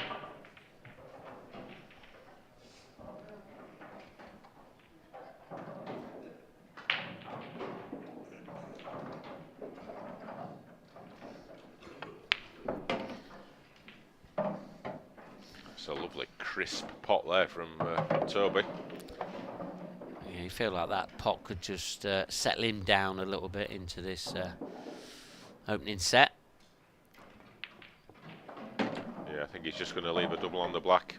Just realise he can't really move it and guarantee himself position on a red. So just take his medicine, accept the double.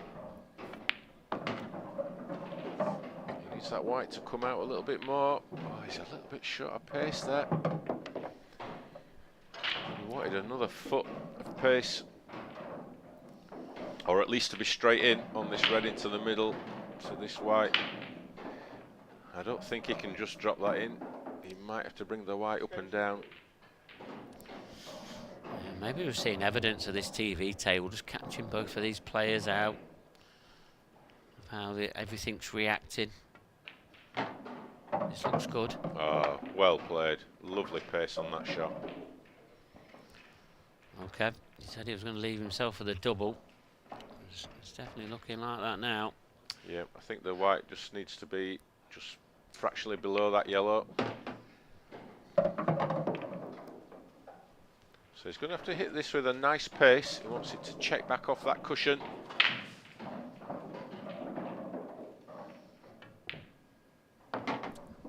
Something like that, Kev. Exactly like that. If only I could play as good as I could commentate. And that's debatable. So yeah, good finish there from Toby. And we talk about the doubles now, don't we, Mark? I mean, we see so many doubles. I mean, the game has been, it's one of the biggest changes in the game over the last sort of 5-6 years. You know, 10 years ago, nobody went for doubles. You know, it was absolutely the last resort. You'd just never go for a finish. But the game has changed absolutely completely, and you know, it's now just some of these doubles just routine. Yeah, they are, especially the ones into the middle pocket. I mean, they're a little bit easier than the ones into the corners, or even the long double, as a lot of players are trialling, even the double into the right centre off the bottom cushion. You know, all these shots now have come into play, and it's just making this game magnificent to watch. There's never a dead ball, is there, anymore? No, there isn't, and I think that's just down to these black ball rules, because there's such an attacking set of rules. I think that these are the situations you've just got to be, you know, excelling in. Wow, sorry, just to interrupt there, Mark. There were balls flying in everywhere. 4 of them, to be exact. Let's just watch that again. Red in the centre, and a red in the corner, another red in the corner, and then another yellow in the centre.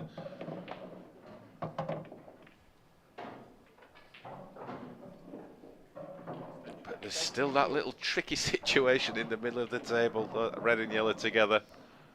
Just got to work it out. They both go. There is a pocket for them. Just got to work it out.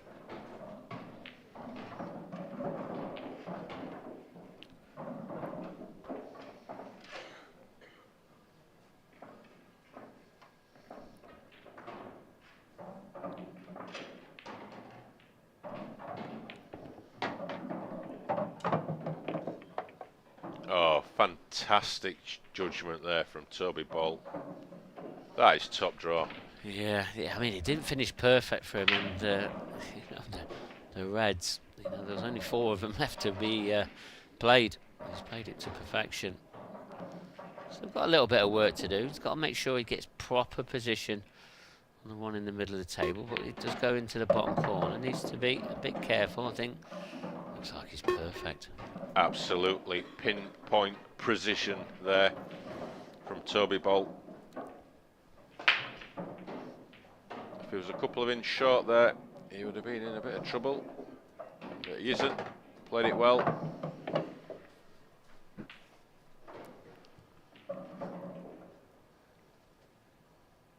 Couple of ways to play this. I think you're just going to spin it around up a couple of cushions for the black into the left middle.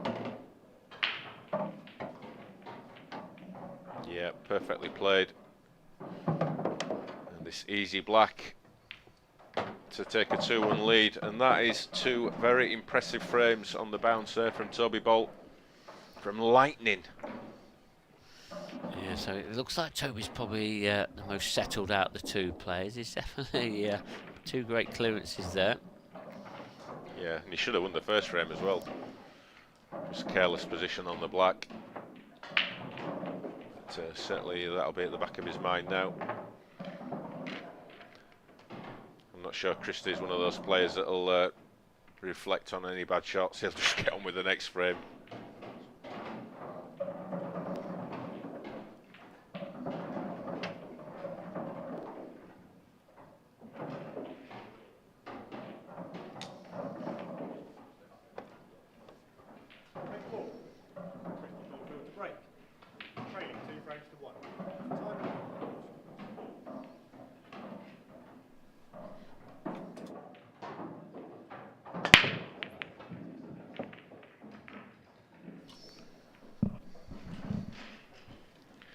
It's a big break, but nothing down.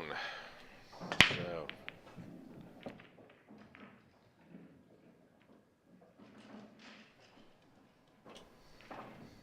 great break, but dry, and first opportunity now to Toby. As you can see, the obvious problem area. But can he pot the red, the yellow off the red to free that other yellow? Exactly like that.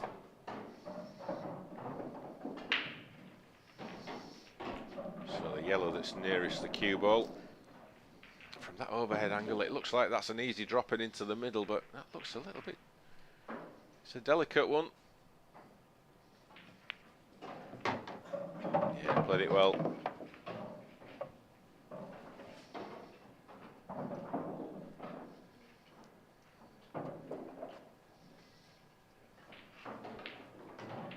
Toby Bolt looks like a man on a mission at the moment.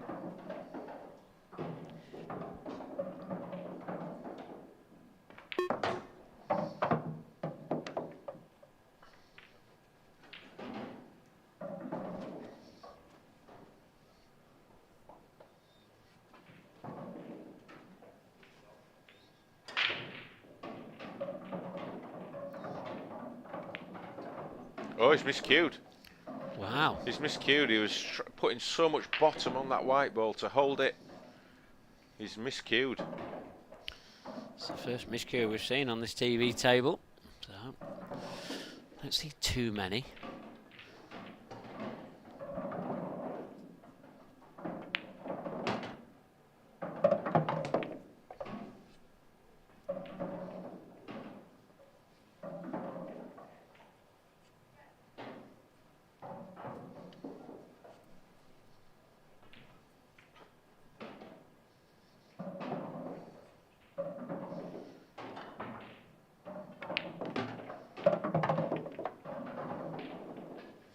Slightly overrun that one. Just playing for the red on the right, furthest right hand side of the table into the top right corner, and he's not on that now, so he's going to have to come up with a plan B.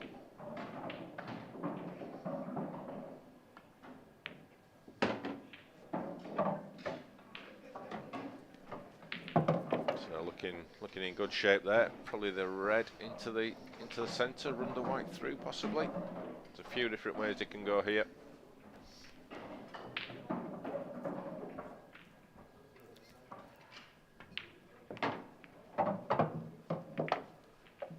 That's okay. Again, I can either punch the white out to take the left-hand side red into the top left, or I can play for the one that's in the right corner. Opt in for the former, punching the white out. Played it well.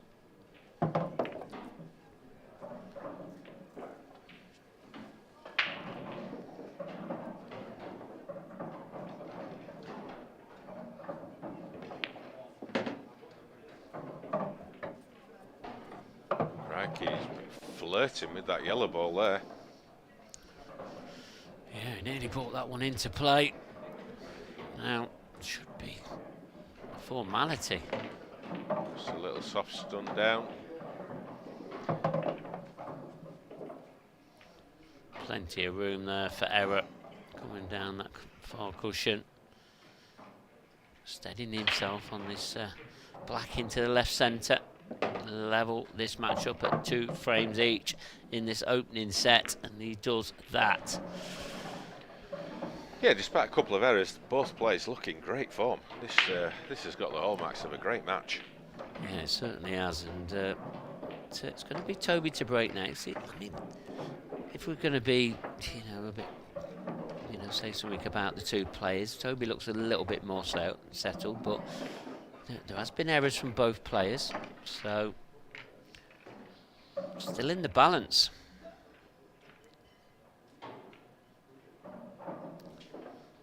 Toby Bolt to be breaking in this 5th frame. Darren Maidman, our referee, making sure everything is absolutely spot on. The lightning bolt seems to be striking the ball pretty nicely off the break. He's had one in off in this set, but he's also had a break and clearance. What's next? He's got a ball. Cue ball is safe. He's going to have a chance. Wow, look at that split. Look at those yellow balls.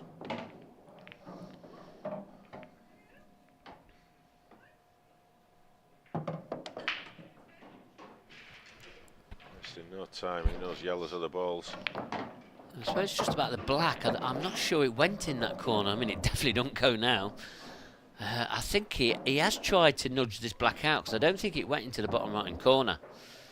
But he didn't really get into it. Yeah, he didn't quite get the action on the cue ball there. Is he going to risk moving it again, or is he going to play position? He's done neither. I think he's had a kick, or he's done something, because the white was not meant to be anywhere near there. Maybe it just slid off this bottom cushion, or it didn't go in the direction he thought it would have gone. Well, what's turning out and looking like it was a straightforward clearance is now looking like Christie's going to get an opportunity to take the lead.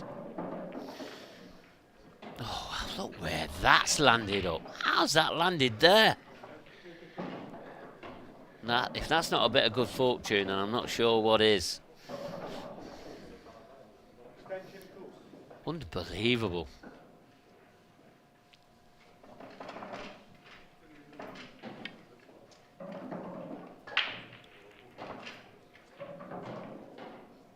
American neck. I mean, first things first, Christy, you got a red ball. He's trying to play something magnificent here. Tried to swerve it off the cushion. I mean, he did have an easy out to get out of the, to hit a red easier, but he was leaving Toby a very good opportunity to clear him up anyway. Yeah, he's still got the problem. I mean, I think the black goes in the right middle, so it could be that.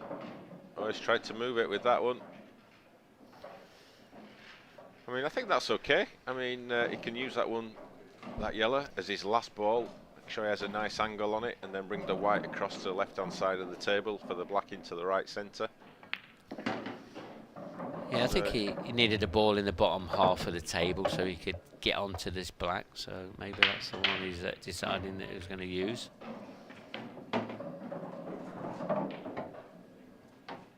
It can always just unnerve you for a few shots, can't it, if you've miscued?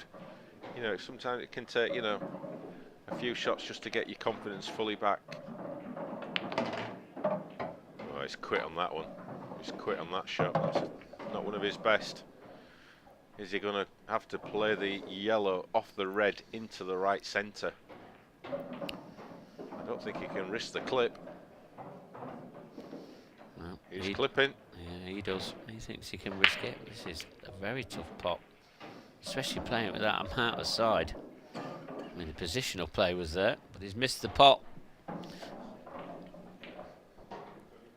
think I like the yellow off the red there, Mike. Yeah, I could see. Yeah, you think the way of thinking definitely looked like it's definitely on. One ball, I'm not sure if it's on. Is the red that's next to the black? Does that pop down easily into the bottom left-hand corner? I think it does. Oh. What's he played there then? Is it a shot that he's just quit on? I think he's tried to play it with top spin and he's ended up almost soft stunning it. I think he was under a bit of shot clock pressure as well. He's missed that. He has missed that one. Mistakes from both players. I think they both know the importance of this frame. You know, these frames, when you get to the end of sets, they have the importance of them is magnified because they're just so important. Yeah, because they're short races as well. It just, like I say, intensifies the pressures. He's going to have to hit this one well. He's going to have to hit it like a dream. Not sure what he's going to get on the black. Can he swing it around? I'm not sure. He's going to be under some shot clock. Oh, he's took his extension. So he's got a little bit of extra time to compose himself. He'll do well to get this white ball to the left-hand side of the table. This will be some shot. Oh, he's not played it. He's played the double. It doesn't even look like he can see enough of this black to get the double. He looks good position. Looks pretty much straight. Oh, it slid off. He didn't quite hit it. Not enough pace. Yeah, you feel like if he had a bit more pace, it would have straightened up a bit more, and it definitely would have been closer than what he achieved there.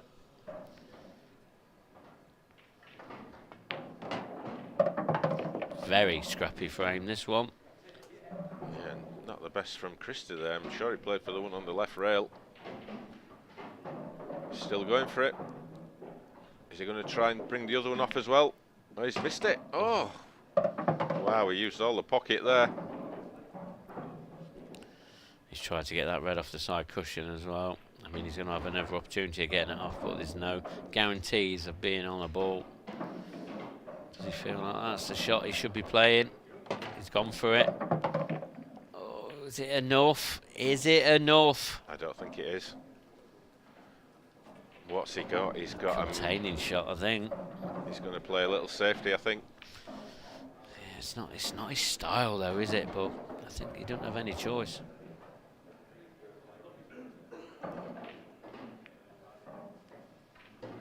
Wow, what a frame of ball this is.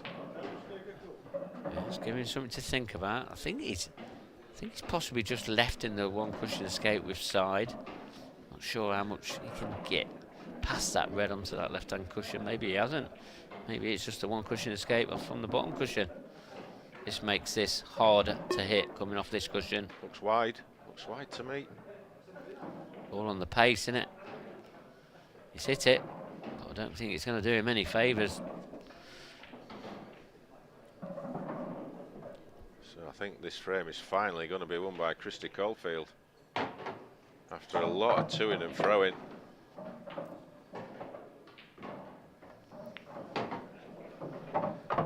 Such a strange frame. I mean, Toby Bolt looked absolutely at ease on this table in the conditions in frames 2 and 3. He looked, it looked like the Toby bolt we all know, and then you get a frame like that where they look like they've just come from the pub.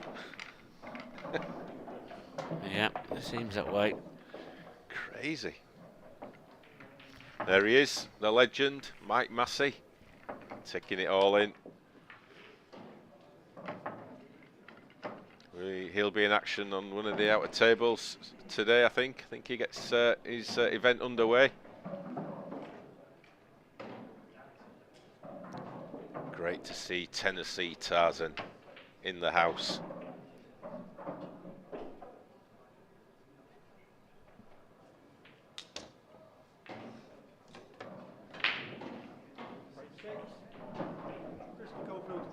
Leading 3 frames to 2. Time running.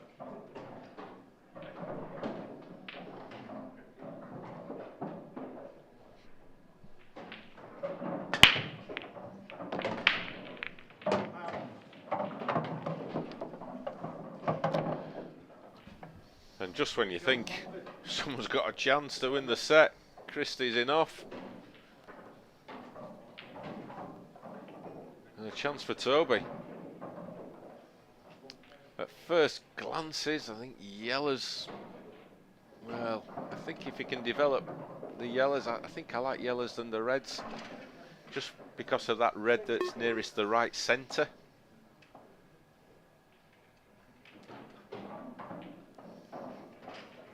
But he'll be determined how well he plays this development shot.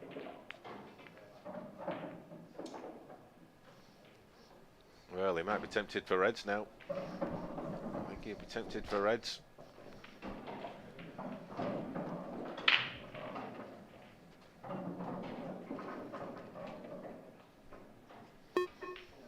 You can still go for yellows. I mean, it's just one of those, how you see it, time's running down, the 5 seconds are going. Those peeps were... Yeah, it soon made him quicken up, didn't he, when he heard them beeps going. Like I say, he had a choice of either colour set there, and I mean, some players would have took yellow, some players would have took reds. And it's just down to player preference. So it seems to be okay. Yeah, that's the beauty of the game, isn't it, Mark? You know, it's everybody sees every shot differently, and there's usually 2 or 3 ways that you can play something, play a shot. You know, again, he's going to leave himself options, so they take the red into the centre, or they play for it into the bottom corner. But the way he's played that, I think it's centre. But you've got to be so careful with these shots. These can just bounce out of the middle. Oh, he's played that nicely. That's a proper pull shot. I mean, snooker players, they'll punch that in and they'll over-hit the pot and they'll miss it. And, but the way he's played it like a good pull shot. And now left this simple black to level this match up in the first set. And there you see it, 3 frames apiece now in set number 1. Well, Kevin, you did say that this could be close, just down to the amount of chances each of these players has. It's definitely had the look of that, hasn't it? We've seen absolute brilliance from both players, and we've seen some absolute mediocrity. Some horror shows. I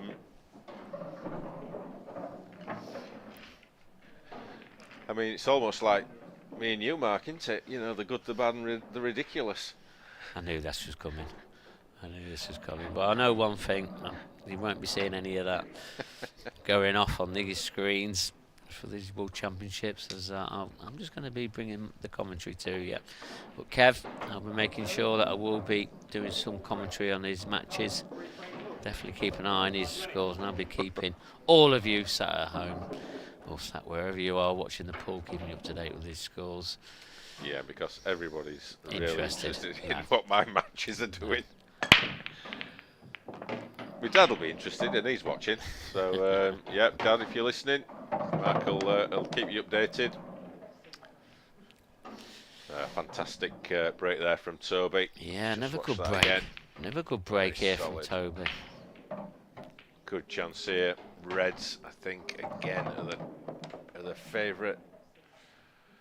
But you know, you could fight the case for yours, but I think red is. Wow. Oh. Are we down to this importance of this frame for this set and all that going on? I mean, look at the way he's left a cue ball. If that's not a rub of the green, then I'm not sure what is. It's rub of the blue, Mark. Is it rub of the blue, is it? Things have moved on. Oh, rub of the blue we call it now, sorry. Obviously in the olden days we called it the rub of the green.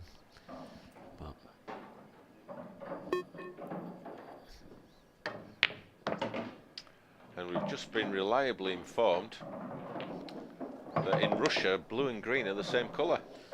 Wow. I'm not quite sure how that is the case. Maybe there's an explanation. The different shades, apparently. Right. Our man in the know. He could be setting us up here. He could be telling us absolutely he's anything. setting us up for a crash or a We're burn. just telling it. Yeah. To the audience. Takes it with a pinch of salt, I think, that one. But anyway. I'm not sure what, if you go into your local B&Q and you're looking for a tin of blue paint and they give you green. I'm not sure how that'll work.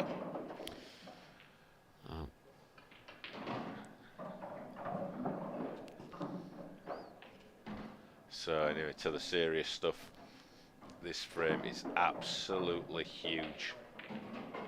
Is Toby going to still attack with that dead red? He is.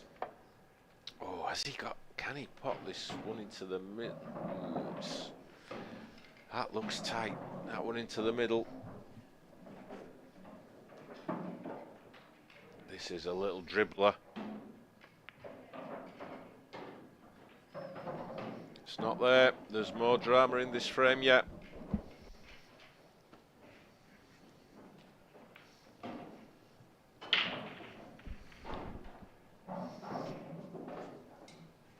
Both players know the importance of this frame.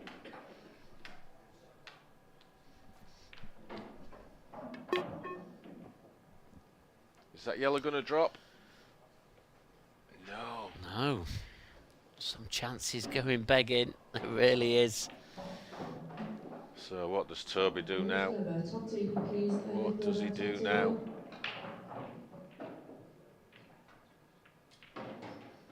He's going to be opening up. He's trying to open up everything he has. I think he's going to get fortunate, is he? Oh, he's not. He's got another chance to develop it. Yeah. I think it is a bit fortunate, really. Yeah. Leaving this red to be potted, it gives him a perfect angle to get this tough red out on the cushion.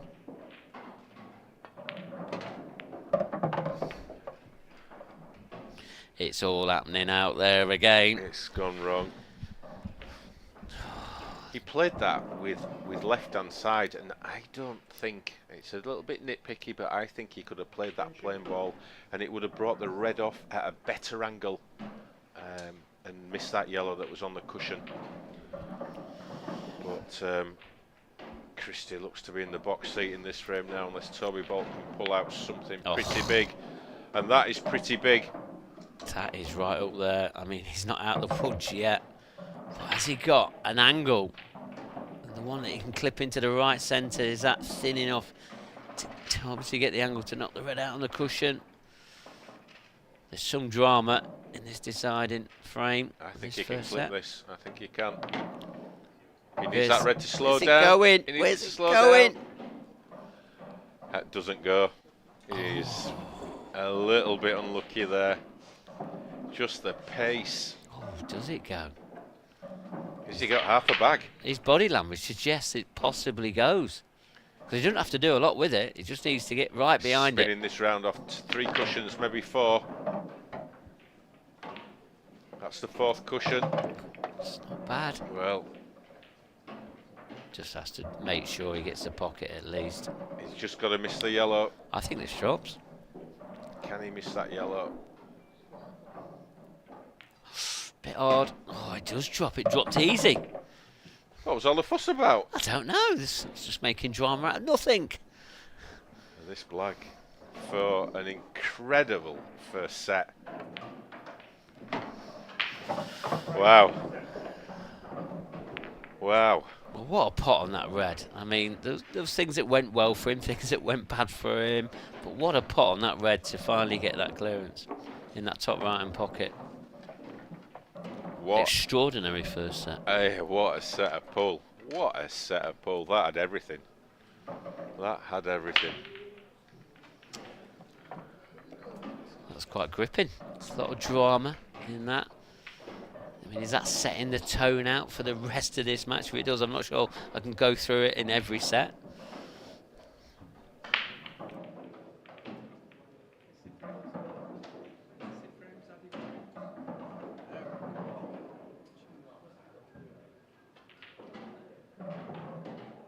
So both players just going for a little break, comfort break after that fantastic first set.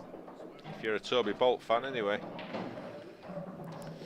But, signs there that both players are really playing well. Obviously, some nerves there as well. But I think both players will start to settle down a bit now. That first set's out of the way, and I don't think we'll see any frames like is it the 5th frame? But, I don't think so. Got some latest scores anyway, Kim, just while we're waiting for both players to come back, and then Christie's come back now. Chris Bowen, another one of the professional players in the last 96, 2-0 down against Tony Pitts. That's currently 2-2 in the third set. Matt Steeper, who we saw on yesterday, he's 1 set to the good against Lee Broad, but he is 2-0 down in the second set. Adam Griffiths, who we saw here on this TV table yesterday, he has just lost 3-0 to John Roberts. Remember John Roberts, he didn't quite make the professional status last season, but he did win an amateur event, and he is some player, but he's just won that last set by 4 frames to 3. So Adam Griffiths, who we saw yesterday against Joe Pickersgill, he's out of the competition now. There's the confirmation of that result. Another professional player, Andrew Whitfield. You know, I have mentioned him before about the latest scores. He's up against former professional player Jake Dillon Newlove, 2-0 to Jake. So he's up against it there. I mean, Andrew he is a good player. Don't be surprised if he comes back at him there, but he's going to have to produce his best form. Another good match there in progress. Alan Robinson against Jamie Ringham. Jamie is 1-0 to the good in sets, and it's 1-1 in the second set. and all these winners of the last 96, they all go through to be paired up against the 32 top seeded professionals. And in the mix there, Stephen Ellis, who we saw first up yesterday. What a performance. He's still going strong. I think he's 2-1 up. Yeah, and he was 1-0 down against Adam. Adam's a great player. He's gone deep in a lot of our tournaments last season, and he's not one that's just going to be brushed to the side. But Stephen Ellis, we saw some brilliant stuff from him yesterday. Remember, this is his third match, just to get into the last 64. Shattered. Time running. On table 6 then, please, Elliot Glover and Luke Terry. Elliot Glover, Luke Terry, table 6, please. Cut break there from Christie. Change of attack. He's potted the ball, but nothing too exciting to go out there. Possibly a yellow into the right centre. Does that squeeze past the red?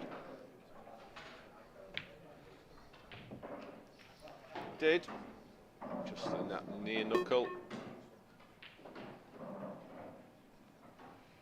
Yeah, a bit of a conundrum here for Toby. He's got an easy red, but I think he prefers yellows, so he's going for the difficult yellow.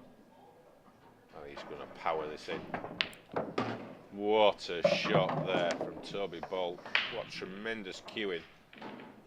Absolutely gun barrel straight.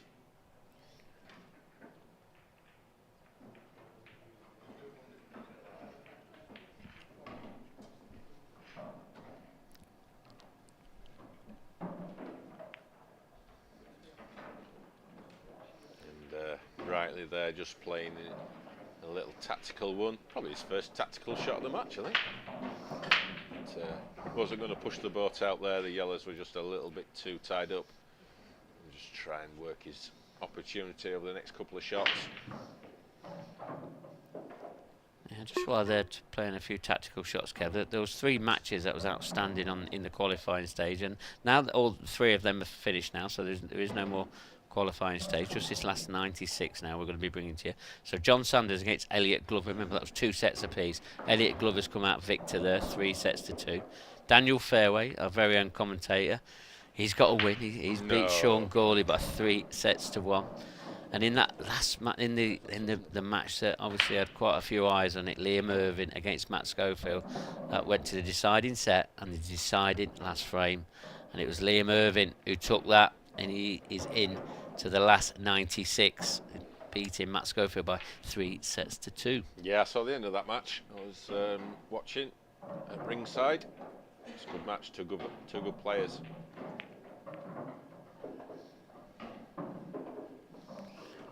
Sure, that's the best shot Toby's played there. He's just going to give Christie a chance to win this pocket as such, get his red over that pocket. Play it how I thought he would. Now I think Toby might be having a little look at these.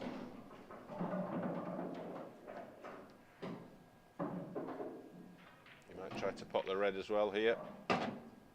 That's done.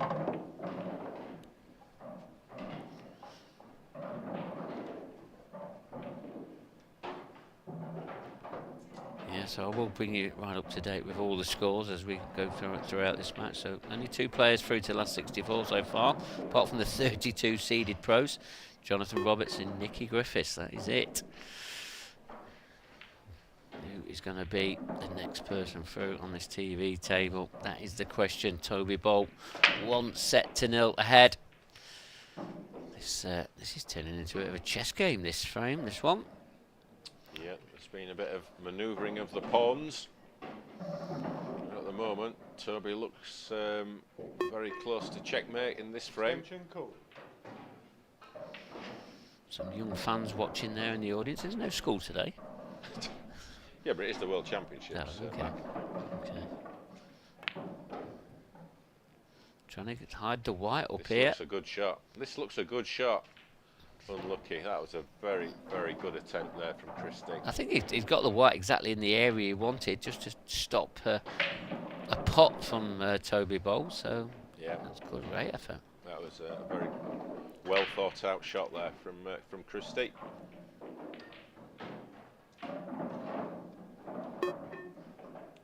Toby will have a similar approach. Wants to leave the white in a place to leave Christie nothing. Oh, what a pot that is. Oh, has he been rewarded? Yes, he's got a pot, but that nudge on that yellow, does that just stop that from being potted? I don't think it's nice. I think he can maybe just pop that and just try and bring that white into the gap, just to squeeze that white into the gap with those 2 yellows. That's what I'd be looking at.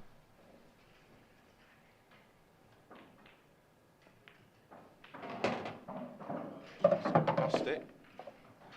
What's he seen? Can he get the left hand of those yellows? I think he's fine. If you can just drop it in, and he'll be on a choice of 2 shots. You know, possibly yellow in the bottom right corner, possibly yellow into the right centre. Yeah, I think he's fine. As you said, Mark. It's all on pace.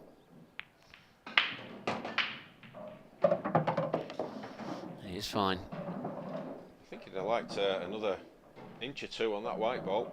Does he play the one in the bottom right corner, try and play the cannon? I don't. Definitely a lot of things can go wrong. I mean, it can go wrong with either shot. Just playing right centre, right corner, I mean. Yeah, that was the shot. Oh, that has wobbled in, wiped its feet. It wiped everything. Has he got to go top cushion with a little bit of right hand side? It looks good. Looks good. Oh, sublime.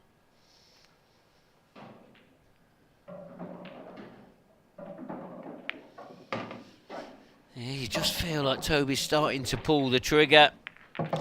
And now he's taken that opening. Well, it's a bit of a scrappy first set.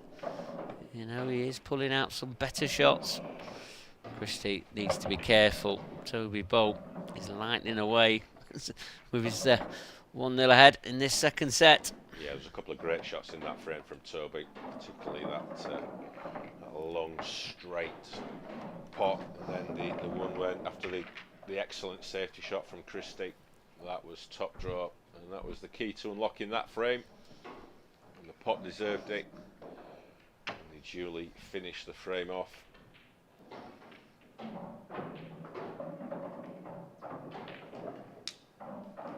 He's certainly just looking the sharper of the two players, is Toby, at the moment. Yeah, I think if I'm going to be critical of Christie, then yeah, he definitely doesn't seem to be producing what Toby is. Yeah, I mean, I don't think Christie could do too much in that last frame. You know, he was always on the back seat. He did play a very good safety shot, but Toby replied with an even better pot. However, follows it up with an in-off. Disaster. Look at the split.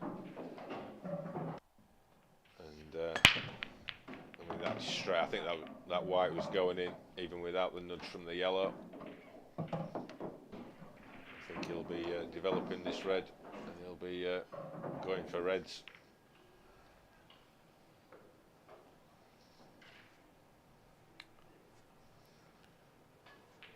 Those two reds might be a plant into the left middle, so I don't need to worry about the positional side of things too much.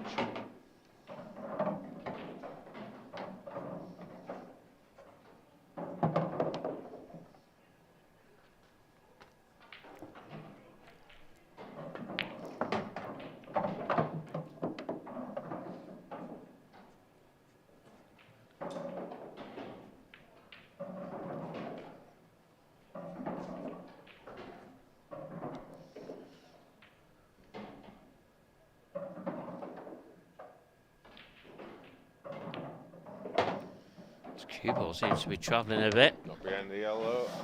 Oh, I think he's okay.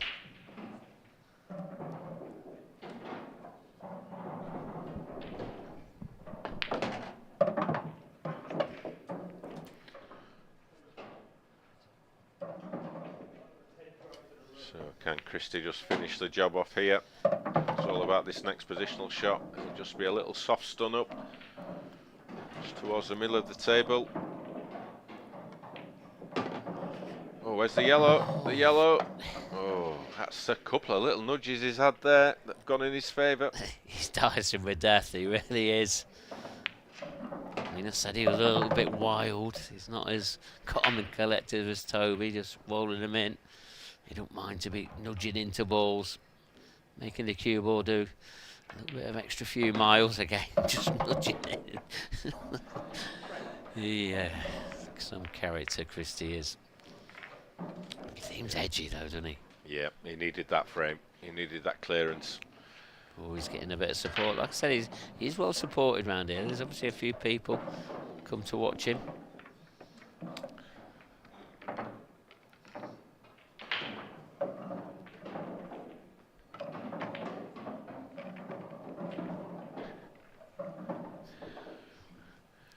They look to be leaving to me though, their Mark. Oh, did they? Oh, right. They must have said something to him. Didn't see him talking to him, but he's still got one fan in there. They'll be back.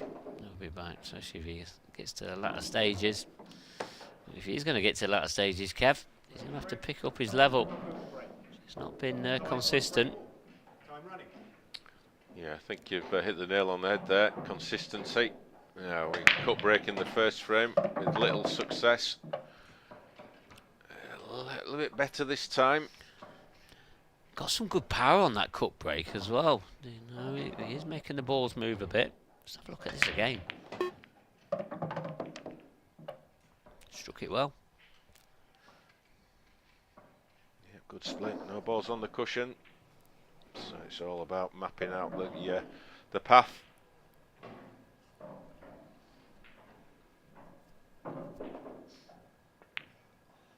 Oh, I'm not sure that's going to make it. That's not in. Not even threaten the pocket. And when you miss your Opening ball off your own break. It's still an open table.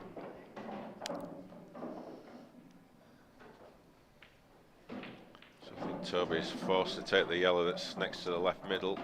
I can't see him taking any other colour. Yeah, he hasn't got any choice here, but that white's going to be tracking towards that black. Unless he can stun it, he can stun it. He's travelling a little bit further than he wanted, I think. But I don't think he had much choice. They didn't have much options. But this yellow does pass the red. I didn't see that one. Didn't see that one passing. Thought it was a little bit tied up. Yeah, and all of a sudden this frame is now opening up. It is. There's no reason why he shouldn't be taking this frame now. One nice little cannon here. All right, he's decided to stun it back. No wrong with that. As with all these types of clearances, it'll boil down to one positional play, one positional shot that'll be key. And for this one, it'll be the position on his last yellow, which I suspect is the yellow at the top end of the table. And getting good position on that to enable a comfortable black. So this next shot is key. Oh, he's overdone that one. That is an adrenaline rush. That's middle of nowhere, no man's land, is what we call it. I think that yellow might go in top right, and I think he can just dolly it in and leave himself a position on the other yellow into the same pocket. No, he's going middle. Blind pocket. We'll probably know it's in before he does. It's close. It's in the far jaw though. A chance goes begging. Missed a few. They've had a few misses between him in the middle pockets, in the far jaws. Christie.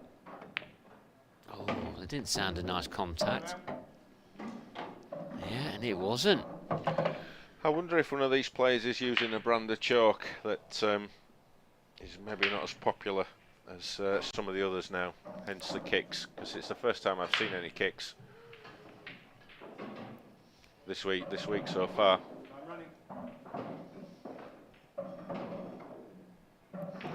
I think I've seen a kick off the Stephen Ellis break when we on the opening match, but to be honest, I wouldn't want to be in front of one of his breaks.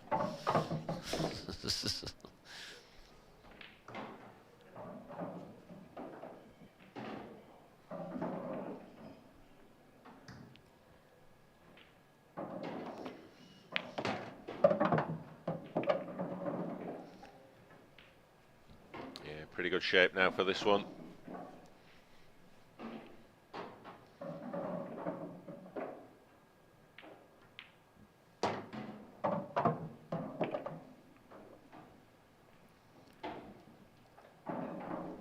Anything just around straight, that's where he wants to leave it.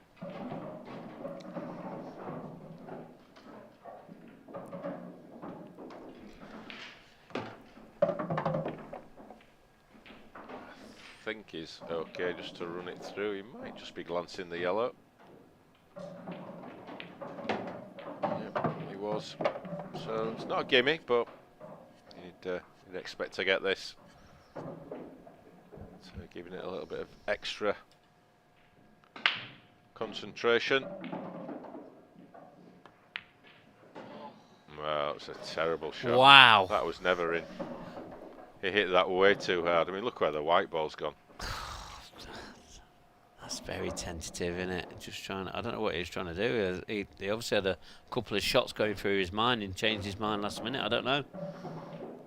Still not an easy clearance for Toby, but he's missed that as well. Wow. Nervy times. Seems to be at this stage of the set, every time they start getting a little bit nervy. I mean, either player probably didn't expect a chance to have to win that frame, but well, it's Christie that has won it, and she's now 2-1 ahead in this second set.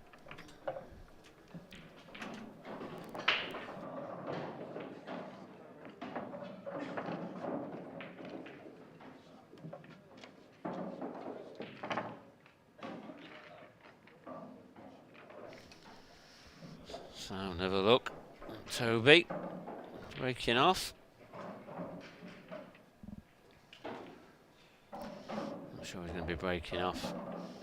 The rack looking like that, but referee Darren Maidman, has he seen a little spot of probably something on the black? So he's just cleaning that up.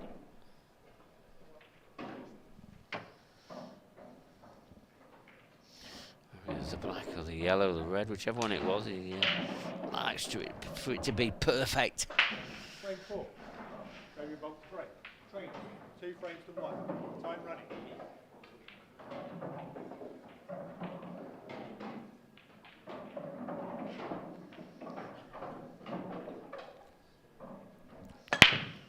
Cue ball. He's had one in the other corner. This time he's gone in the top left-hand corner. When you get the cue ball close to the corner, as I said, there'll be a ball coming back looking for it, pushing it into the top corner, and it has. Never in off. But Toby Bowl giving Christie an opportunity now to extend his lead to 3-1 in this second set.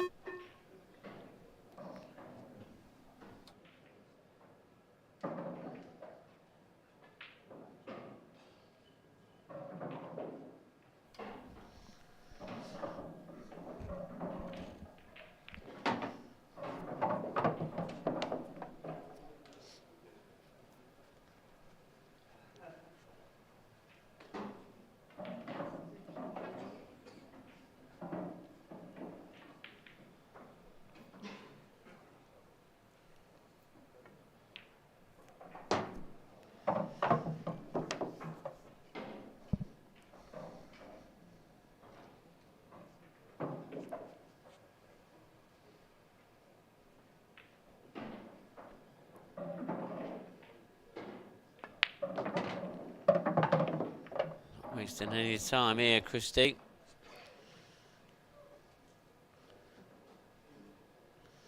He's going to start to go up table now, so he's going to have to drift back down for the black. He needs to make sure he leaves himself the correct angle. Coming back down table. It's okay.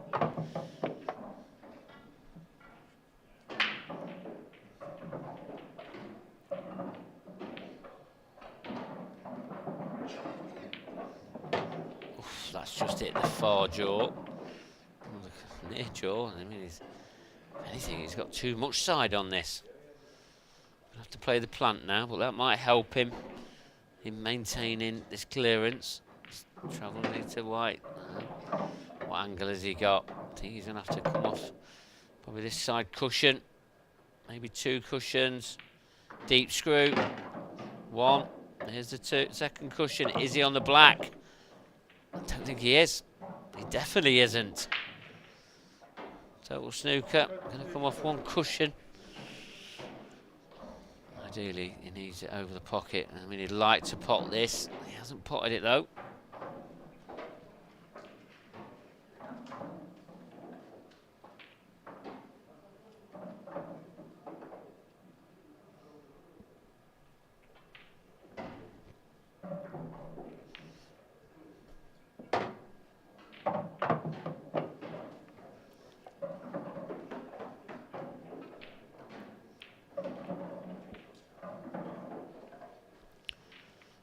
Toby chance to level this frame score up. A little bit of work to do. I'll have to take this plant on sooner or later.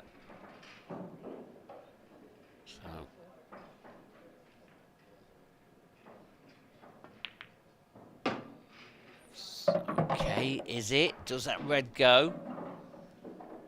I think he's okay.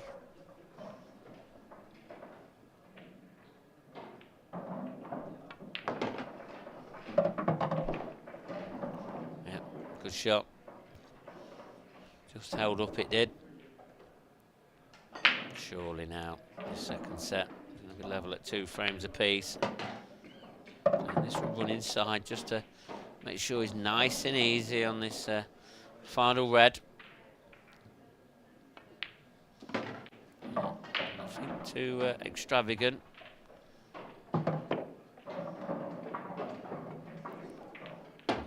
Two, it is.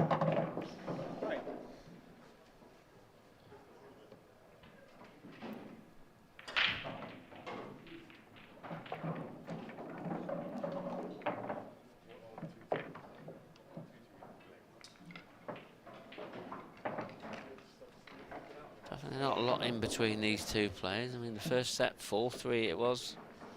This one's locked at 2 frames each.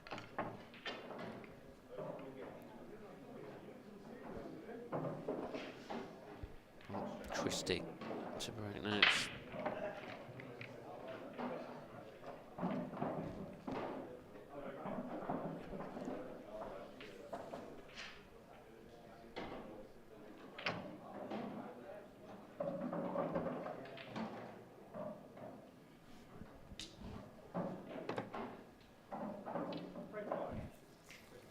Right, score's tied, 2 frames up. Time running.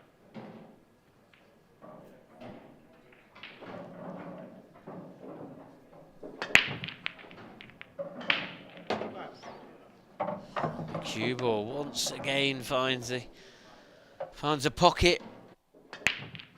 He's incredibly unlucky there. I mean, off the cut break, that cue board was going to stick around there, the black spot, and got kicked. The direction it kicked it in that middle pocket was very, very unlucky. So Toby, 1 free shot, 1 visit, just developing that red. So the 3 reds is in the top right hand corner. The middle one of them 3, I think it does pot easily. There is a potting angle to be had there. So if that is the case, then surely this is straightforward. Toby will be 3-2 ahead up in the second set. Looking at that angle there, or sorry, that camera angle there, looks like it is.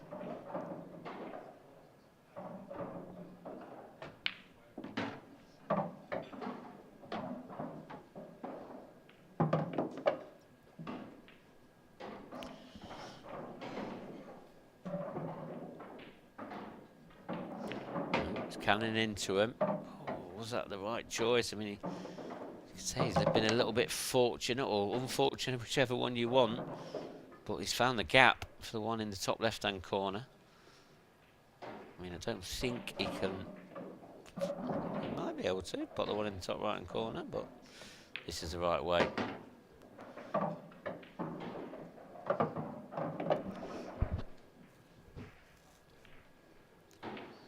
Needs to avoid the cannon, surely. Yeah, he has avoided it. So a little bit of work to do. Just makes sure he gets the pace absolutely spot on.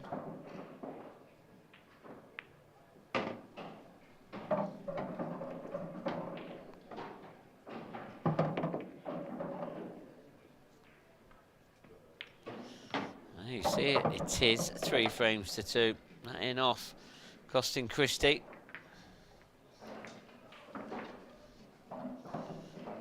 Toby will be breaking in the next frame.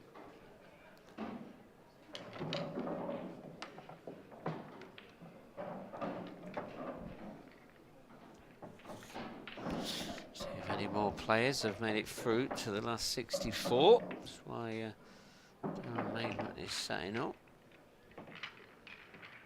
So let's have a look.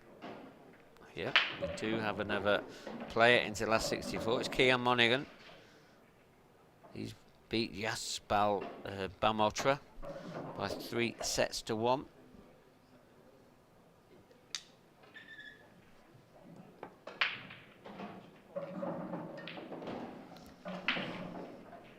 Wayne Parker, the South African, he's 1 set to 0 up against Toby Vernon, but it's 3-3 in the second set.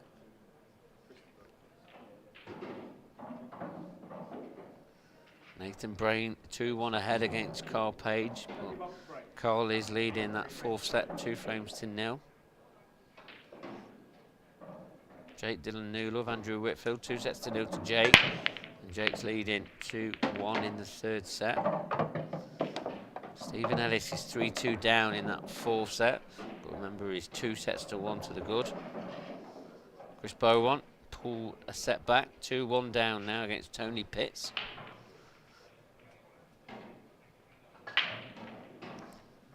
So yeah, still plenty of work for players to get through to the last 64 in the matches that are ongoing at the moment. Keep you up to date with some of them. Right, we're on about that. Toby Bolt, another chance here off his break. These reds, they look nice.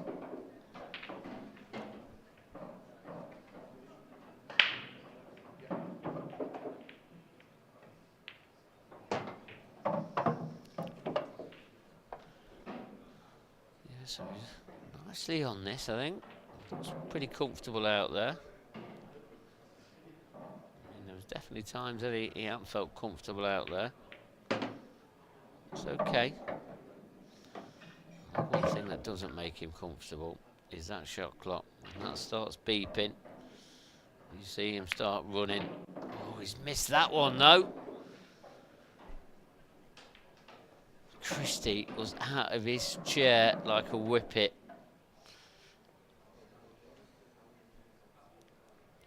It's the fastest I've seen him move all afternoon. Cue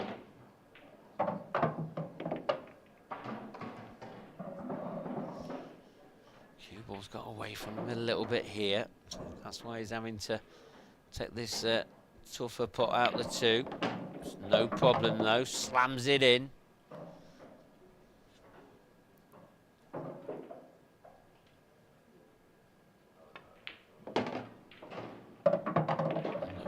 Punched in positively. I'd be surprised to see this bounce on and off the top cushion. Back for the yellow. Oh, has he hit it? I think he's okay. Little bit short of pace, so this pot definitely a little bit tougher than he wanted.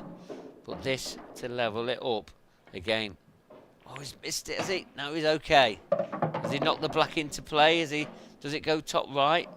You've got to say he was a bit fortunate if he has. He should have been nowhere near clipping that black. Should have been coming past it and putting it in the centre, but he's been fortunate. This goes, and it does go. It's 3 frames apiece in the second set. It's the second time we've been at 3-3. We're only in the second set. It's going to be Christie Caulfield to break in this deciding frame of this second set. He's desperate for this one. Is he going to level this match up at 1 set apiece? With Toby going to be taking a 2-0 lead. It's all happening here on the TV table. Been very, very close. I mean, you can say it's not been a very high standard game, but it's been good to watch. Yeah, they've missed chances. Yeah, we'll get that. So, deciding frame again in set 2. Scores tied, 3 frames all. Time running. Good break. Has he got a ball? How has that become dry? Unbelievable. I mean, it's not a simple out for Toby. These 2 balls on this bottom cushion on the left. On the right cushion on your screens now. They're the ones that are going to need a bit of developing. So, electing the yellows. How is he going to get them out? He's going to have to make sure he leaves himself a nice angle. I feel that he could... Oh, what's he gone here? What's he done here?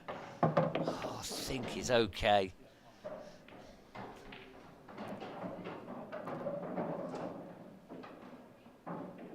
Has he got a choice of a couple of yellows? Yep, this one in the top left, fine. Has he got an angle to get his yellow out? I don't think he had the angle. Sooner or later, He's going to need an angle to get this yellow out near his cueing hand now. He's tried there to get it out. Where's the black? This gone over towards the corner pocket.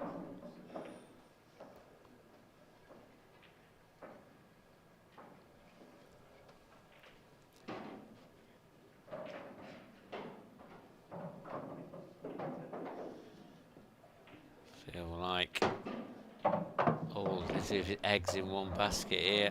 This yellow, how does he get it out? Does it pop anywhere? Does it? There's a possibility of a double, a treble. I'm not so sure. I think it'll double anyway. So he's going to check this back up. Left himself to double. I suppose, yeah, when he hit the red out of the way, because it didn't double. Big shot. Got to hit these at a nice pace. It's there. It is there. Slams it in. This black to take a 2-0 lead.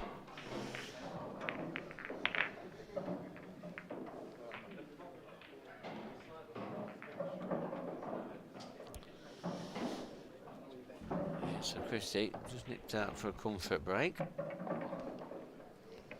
That's why he does that. Look at some more latest scores. Let's see on your screen now. So Chris Bowen, another one of the seeded pros in this last 96. Currently trading 2-1 against Tony Pitts.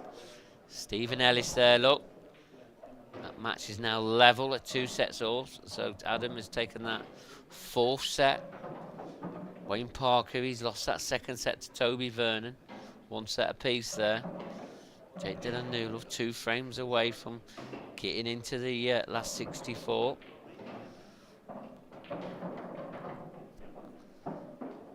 Look at some of the others. Ian Thomas 2-1 down against Akka Khan. At the top there, Bash Masood, Sunny Singh, 2 quality amateur players, 1 set apiece, 3-2 to Bash in the 3rd set. Nathan Bowen, he's 2-1 up now against Thomas Pavloggi. Alan Robinson, Jamie Ringham, that's an interesting matchup. Jamie leading 1-0, 3-2 down in the 2nd set. Matt Steeper, we saw on here, not an easy match there against Lee Broad, but 2-0 to the good. He's looking in fine form. Andrew Whitfield, remember, newly professional player. Elliot Glover had that classic match earlier. He's played Luke Terry, but he's 3-1 down in the 1st set.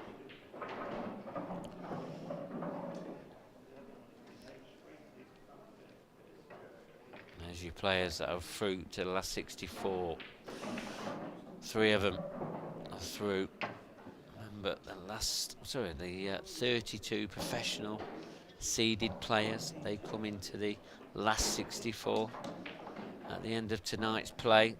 So there'll be 32 qualifiers and 32 professional players. And then we are into the last run come Saturday night to see who is going to be the 2023 IPA World Champion. And also on that day we'll find out who will be the ladies IPA World Champion. Ladies hasn't started yet, that will start tomorrow.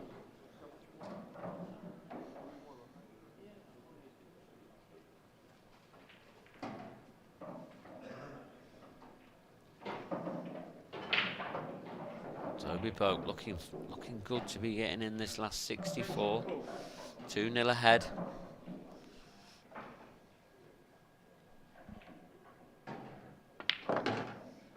Slamming in that yellow.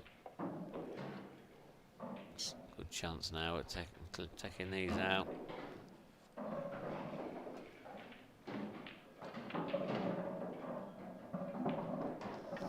Another double. He's nailing every double that he's going for now. He's settled down nicely. 2-0. Not time to take your foot off the gas, Toby. He knows what he's got to do to win these big matches, and This is a big match here against Christie. It's a very tricky customer indeed.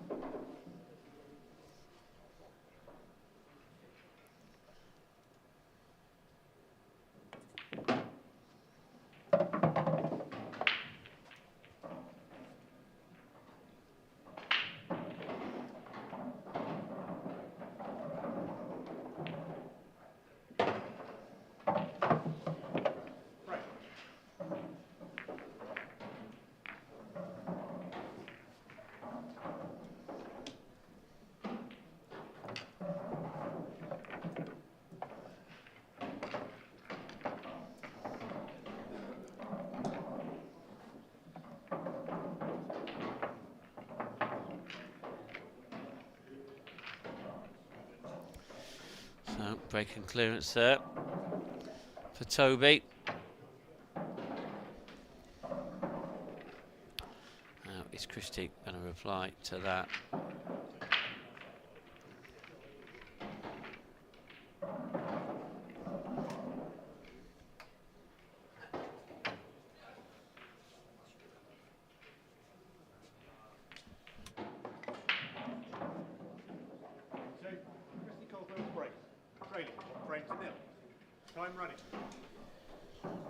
Second frame of this third set. Christie to break. He needs some magic and he needs it quick. And first of all, what he needs is a ball off the break. And he hasn't got one. So, but what I've got is a co-commentator. Finally, we've got Dan Fairway. He's been very busy winning on the outer tables. I know he was in a bit of a, I don't know, a very long match, weren't you? Pitched battle is what I would call it, Keeping all your fans at home right up to date with all your scores, and well done. Thank you very much. The last 96 that you play at, is it like 6:30 tonight? Yeah. So yeah, you'll need to find some help tonight as well. So I'm going to have to do more commentary on my own, and I'm going to have to commentate on his match as well as the one that we're on this TV table. You never know, you might be on here, but you're not on here because we know who's on. I know I'm not on here. You're not that stupid. Well, trust me, if you're on here, then you'll be in here. It's as simple as. Well, I watched the last set of this, and I wouldn't say I was overly impressed by either player. There's some real careless stuff going on. They're playing some nice finishes, but generally, one of them seems to, you know, make a mess of it. Yeah, both sets have been 4-3. So, but Toby's always had the better chances in them deciding one. So, very, yeah, there's definitely a lot of mistakes, like you said. Probably Christie's one or two more. It's more positional play, really, carelessness. But Christie, he's on a shoestring at the moment. Every shot is just so important to him now. So he knows many more mistakes. This could be like one. That could not have gone much worse. I mean, the table is rapid. You have to feel for him a little bit, but does this red above the balk line go down to the bottom right? I think it does. Big shot. Got to screw back as well. Nailed it. That's a beauty. Under pressure. And under pressure produces that shot. Great shot. Is this the start of the comeback for Christie Caulfield? You feel like this is an important frames. Yeah, every frame is so important because it could be his last. Yeah, well, it's certainly more important for Christie than it is for Toby at the moment. You know, if Christie doesn't take these out, then he's in real trouble. Giving himself just enough angle here to get nicely on the black. But obviously, the black doesn't go in the bottom pocket, so yeah, that's well controlled.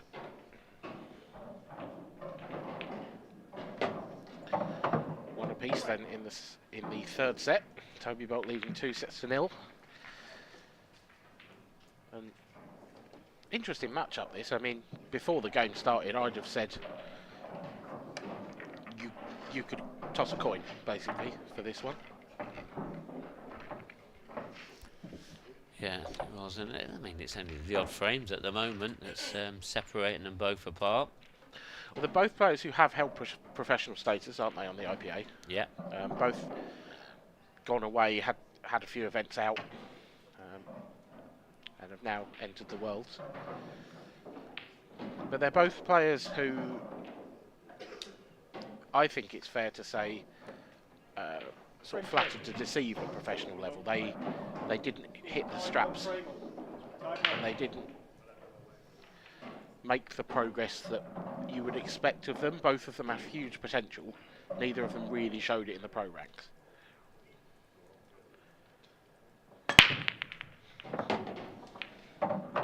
Oh, Toby. Oh, he's got lucky. He's got so lucky. The cue ball flew in off, and then right at the last knockings, so did the 8 ball. It will be a re-rack. Yeah, I mean, there has been a little bit of the rubber the blue, as I was corrected, not the rubber the green. No, I'm not having that. No, I heard that bit. I'm not having it. It's the rubber the green. So anyway, it's a I've had different that argument, conversation with Kev. I'm not having it. So anyway, the rubber the green, I felt that obviously Toby's had a little bit more than Christie, and it's definitely been evidence to see on here, and we're seeing it some more. Yeah, that was very fortunate. I mean, you could argue the in-off was a bit unlucky, but part of the game. It's very rare that you see the in-off and the 8 ball dropping in to give you a second bite of the cherry, if you will.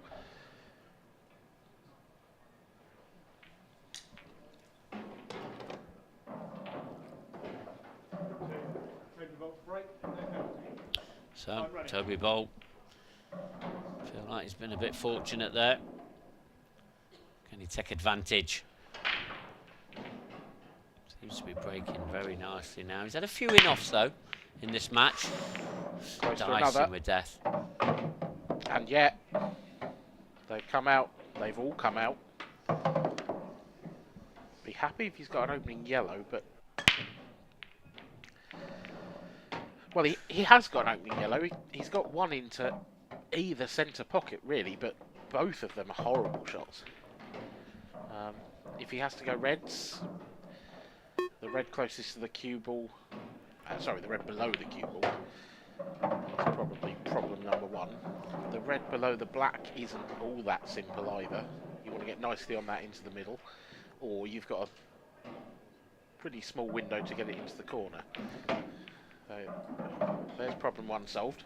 Yeah, problem 1, he's after himself the perfect angle to sort that. I mean, this shot now, it's a bit hampered cueing. And he's got to try and miss the yellow when he comes back off the cushion, so... Done both. Done both. Is he on the red to the centre? It's plumb. Brilliant shot. He's on the red to centre. If that red wasn't near the left corner, you'd be calling the frame now. But does he play a plant next up, or does he save that for the middle pocket? Going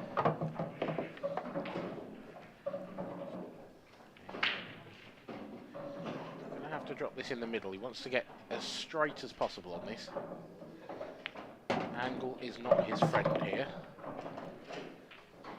And I would say that's good enough.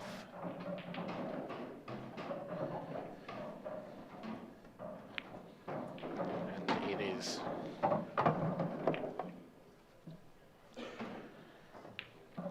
Toby Bolt with a second life after the initial break went in off, and the 8 ball followed in, gave him a re-rack, and he takes full advantage, a break dish in the 3rd frame of the 3rd set, gives him a 2-frame-to-1 advantage to go alongside his 2-set-to-0 advantage, and Toby is a heavy favourite from here in, Mark. Yeah, he is. I mean, that bit of good fortune always helps. Christie's up straight away.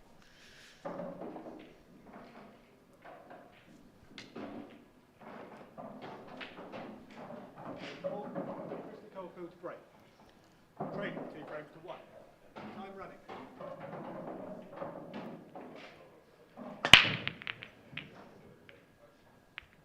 Oh no. Oh no, is that... Oh. Second dry break in this set for Christie. It's exactly what he didn't want. This isn't the luck of the Irish, is it? This is quite the opposite. Yeah, and maybe we are now seeing the closing moments of this match. Well, I mean, there's still a little bit to do. I was going to say, hold your horses, because that red on the right side cushion is pretty awful, actually. Whichever way you try to get that out, I feel like you're just nudging it into a yellow. He's had a go at it there. Has not worked at all.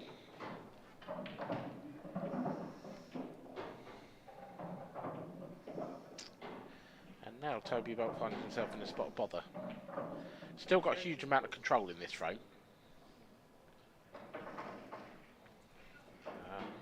The really aggressive shot is to play the plant, the red closest to him, onto the one over the corner pocket, and try and top into the yellows and red. But he hasn't gone aggressive. He's gone containing, but he's really just succeeded in pushing those two reds together and making a problem for himself.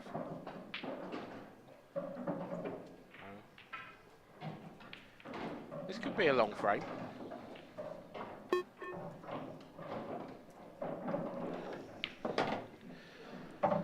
Depends how aggressive Christie wants to be, but I don't think he'll be going game here. I think he's looking for safety with the cue ball.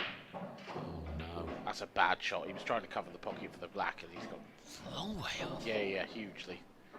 I mean, he massively overhit it. Leaves Toby a go at one of these two reds close together as well. Great bit of cueing. But the position is not there at all.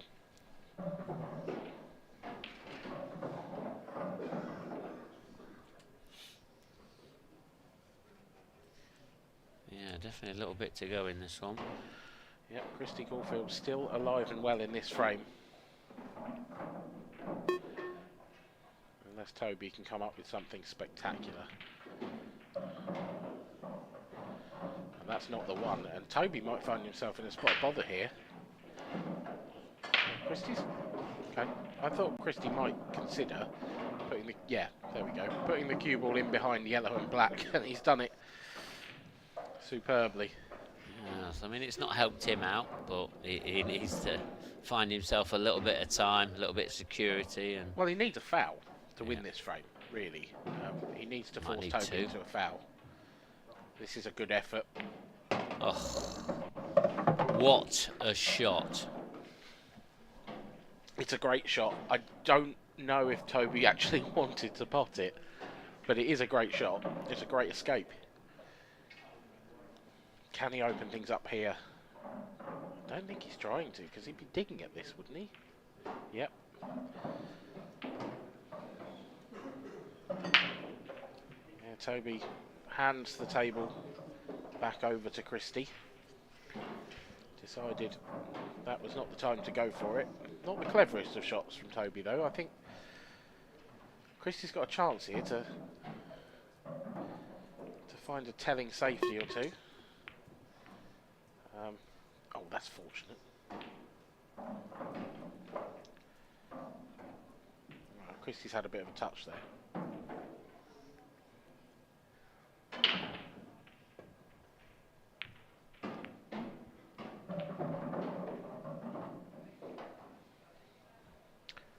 I don't feel like Toby's necessarily considering the table as well as he could right this second. The last couple of shots have been very nothingy, but they've been taken quite quickly. I feel like he could have potentially found something better if he just thought about it for 10 seconds. Yeah, I mean, two strange things to you out there, that TV table with a shot clock pressure.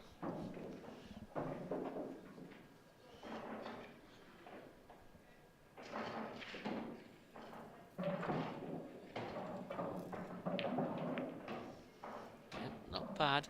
It's okay. Good response.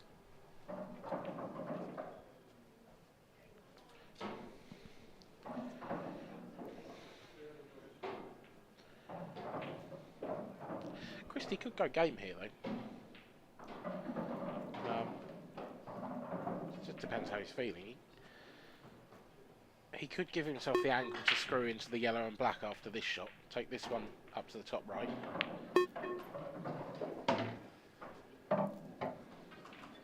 Safety shot. Top cushion, yeah. Needs to make sure it's.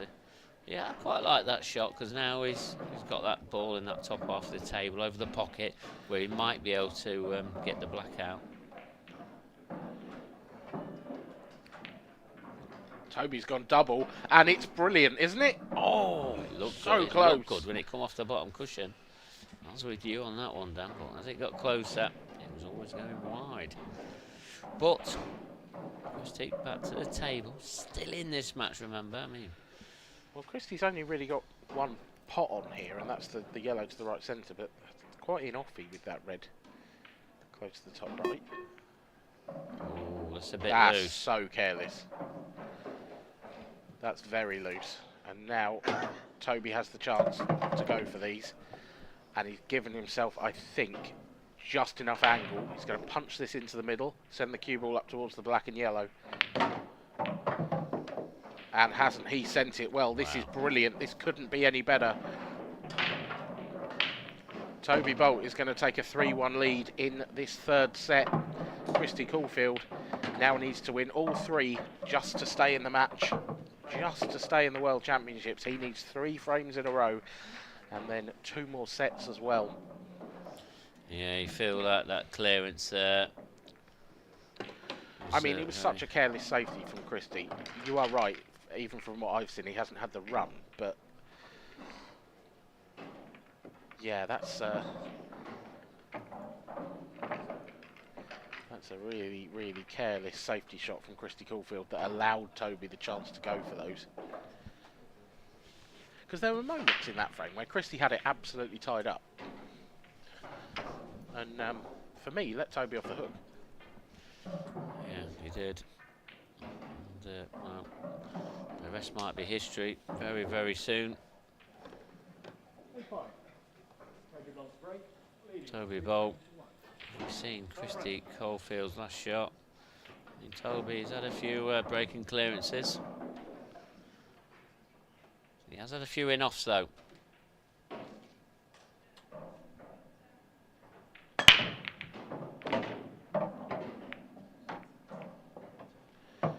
Part 1 of the equation is solved. He's made a ball. Part 2 is a good split. The reds are good. Reds aren't bad. I mean, no. The one in the top right hand corner that's covered by that yellow into the obvious pocket, but he does go to the opposite. So that will be the key to this frame, won't it? How nicely you can get on those 2 reds in balk, one and then the other. I don't think he's quite got the right angle to get down there here. He's not played that well. No, I don't think that was on. I don't know whether he was trying to get on that red. I think he tried to stun it into the gap, and it's one of them little touchy shots. He's not really executed it that well. So, but you know, he's still at the table. This is tough now, and he is going away from the drum. He's absolutely punched that in. And look, if he's on look this, where he's got look, positional shot. That is perfect. That's up there with positional shot of the tournament so far. That's bridging over the yellow as well. That was a horrible shot. We're obviously seeing Toby now playing his best stuff, and what a time to do it. Looking like this is possibly going to be the final set and the final frame. Again, he's not quite perfect here. He's got a little too much angle. He's going to have to play this with a lot of top, a little bit of left as well. Swing the cue ball over to that red on the left-hand side. But his problem ball, it's gone. Yep. One good pot remaining. Whether it's this shot or the next shot, I feel like it's got to be this shot. We've seen him miss a couple like this. How much is he feeling it? Not at all. Not not at all. It's exactly the word you should be using.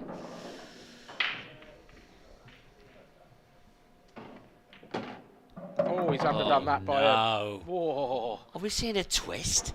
Oh, we may have seen a twitch, that's for sure. Now, one thing that Toby's been getting is a lot of doubles. There's another double, but it's not into the middle, it's into the corner. He cuts this. He cuts this. He is cutting it. He is cutting it. Oh, shot. And he has cut it, and he has won the match. Christy be a bit disappointed there, and you see he's near enough rushed out of the arena. But Toby Bolt, what a performance there. I mean, we didn't see the best of Toby and then them opening 2 sets. They could have gone either way, but you know, Toby would be happy with himself. He had some good clearance, especially in that last set when you come in to cheer him on. And look, he's a little smile to himself, got a nice little corner together, and a few fans, and no doubt everybody at home was cheering him on. Yeah, some great looking shots. I mean, it weren't full of great shots, there were some horror shots at times. It was a pretty standard match in some ways, wasn't it? It wasn't perfect. We had some drama. Toby probably had the lion's share of the chances from what I've seen. But equally, Christie may not have had as many chances, but if he'd taken his chances, that's the key, isn't it? Yeah, it is, yeah. It really is. So, as we just see these final shots here, I know our winner, Toby Bolt, is with our very own Kevin Barton in the studio, and that will be coming right up. That's at home, I don't use that. But Thanks a lot, Mark. I was just in mid-conversation there with our latest winner, Toby. Toby, there was signs of absolute class in that match that we know you're capable of, and then some inexplicable stuff. How would you sum it up? Just bits and pieces. I mean, when I got my break going, I was sort of lethal, but that was half the match. The other half of the match, I nicked the first set, really. I got lucky. I was chasing a finish, and the ball just come out so I could pot it, and then once you win the first set, you kind of relax. Some bad mistakes though, but the table play is so different to the others, so it's hard to adjust. So just explain to people at home how different it is playing on that to one of the outer tables. It's nice. I'd just say it's a bit faster. Maybe it was the lighting, but it just seems to skid more. Like the side seems to react as soon as you strike side on the cue ball, it seems to take instantly. Whereas the other tables you can kind of use side to pot the ball. So you go from potting with side to potting with plain ball. Okay, interesting, yeah. So, and in terms of like how it is different, obviously you would have played earlier on one of the outer tables. What about the shot clock? Does that have an impact? Are you comfortable with the 30 seconds? I should be, because I'm quite fast naturally, but your nickname's Lightning. Yeah, I don't know. When you haven't got that time to think on a crucial shot, like you can play a shot in 5 seconds, no problem. But a one shot where you need 40, you need to take a minute and a half. You don't have that, so you're always kind of aware of it as well. So it's just different. And on paper against Christie, that was almost one of the ties of the round. I mean, the match picked itself for the stream. Coming into that match, you're obviously expecting a tough battle. Just didn't quite materialise that way. Yeah, he's a great player. I think that's the first time I played him, weirdly. So I thought I'd have played him before, but I just sort of, to be honest, he had no run at all. A lot of dry breaks. That's what happens when you play people that are good players, really. And we had a few words just before the match. We'll talk about the sets format. You're saying that you're a big fan of the sets format, even though it's quite brutal as a player. Yeah, it depends what side you're on, really. If you're sort of behind, it's great because you can reset, and even if you're 2-0 down, you know you can win 3 races to 4. You're still in the tournament. But if you're in front, say you've won 4-0, 4-0, and then you lose 2 sets 4-3, and it's 2-2, you've won 6 more frames and you're level, and it just depends what end you're on, but I just prefer it, really. Yeah, okay. So we're just talking about the break. I know in years gone by we've seen some amazing contraptions. I think you had something with a spring-loaded tip. I'm not sure whether it was legal or not, but there's a few. What are you currently using at the moment? Just sort of a normal break cue made by Jason Owen, and then there's a crystal, I don't know how to describe the tip, it's like a see-through tip, and it's like a pad underneath, and it's made by Gareth Airy's Simru cues, and you he sent me some kindly enough. And when you break the balls, even if you hit them bad, they seem to explode. So I feel like I'm breaking again how I used to when I first started playing pool. So I feel like my chances are easier. So the last few months I've been sort of doing well because of that. Really, no difference otherwise. And the rest of your game's in pretty good shape as well from what we've just seen. Yeah, I hope so. I mean, I need to play better than that to go further in this tournament, but you just take every game as it comes and continue from there. Yeah, in a tournament like this, which is sort of on most top players, thoughts at the beginning of the year, what's your thoughts and expectations coming into an event like this? It's hard to have expectations. You just want to play well and give yourself the best possible chance. All you can do is take your chances when they come and see where you end up, because there's so many good players, and if the balls are there, most people will take them. So you just have to literally play frame by frame and not let yourself get wound up when it don't go your way, and just try till the end, then worry about it after. Okay. Toby, well played. Cheers, great to see you, and we'll maybe hopefully catch you up later. Yeah, cheers. Too. Thanks a lot. So Toby Bolt there takes his place in the next round. Mark Pickworth. We were commentating on the early parts of that match, and there was points in that where Toby Bolt looked phenomenal, which is the kind of player we know he is. And then there was some careless errors, which, as he says, if he wants to go deep in this tournament, he's going to have to cut out. Yeah, I said there were some horror moments. I think horror was probably a little bit strong, to be honest. But yeah, usually we save that for our matches. Yeah, I mean, some them unforced errors that we saw from Toby. If he wants to go on a little bit further and get really deep in this tournament, and he knows where he could go. He's a very capable player. I think he's a bit of a confidence player. He likes to have a good lot of momentum and that. But we did see some patches of that. Now, it's always nice to start off slow and build yourself up and prove some, get some of your best play towards the end of the tournament, and maybe that could happen for Toby. It could do, but yeah, we saw some, especially in that last set. Played some phenomenal stuff, some phenomenal shots, and it was probably the best set that we've seen all afternoon. And Toby Bolt, he played his part in a great match. Yeah, and we all know Toby that if he gets on a roll, nobody will want to be playing him in the last 64. That's for certain. No, because everybody knows Toby. He's been about for years and years, pretty much like yourself. Obviously not as long as you, Kev, but yeah, he's been about, and he's a well-known player, a very established player. I think he looked a bit panicky when that shot clock started beeping. He just needs to calm down a bit, relax, and he's probably a little bit out of touch being in that TV arena.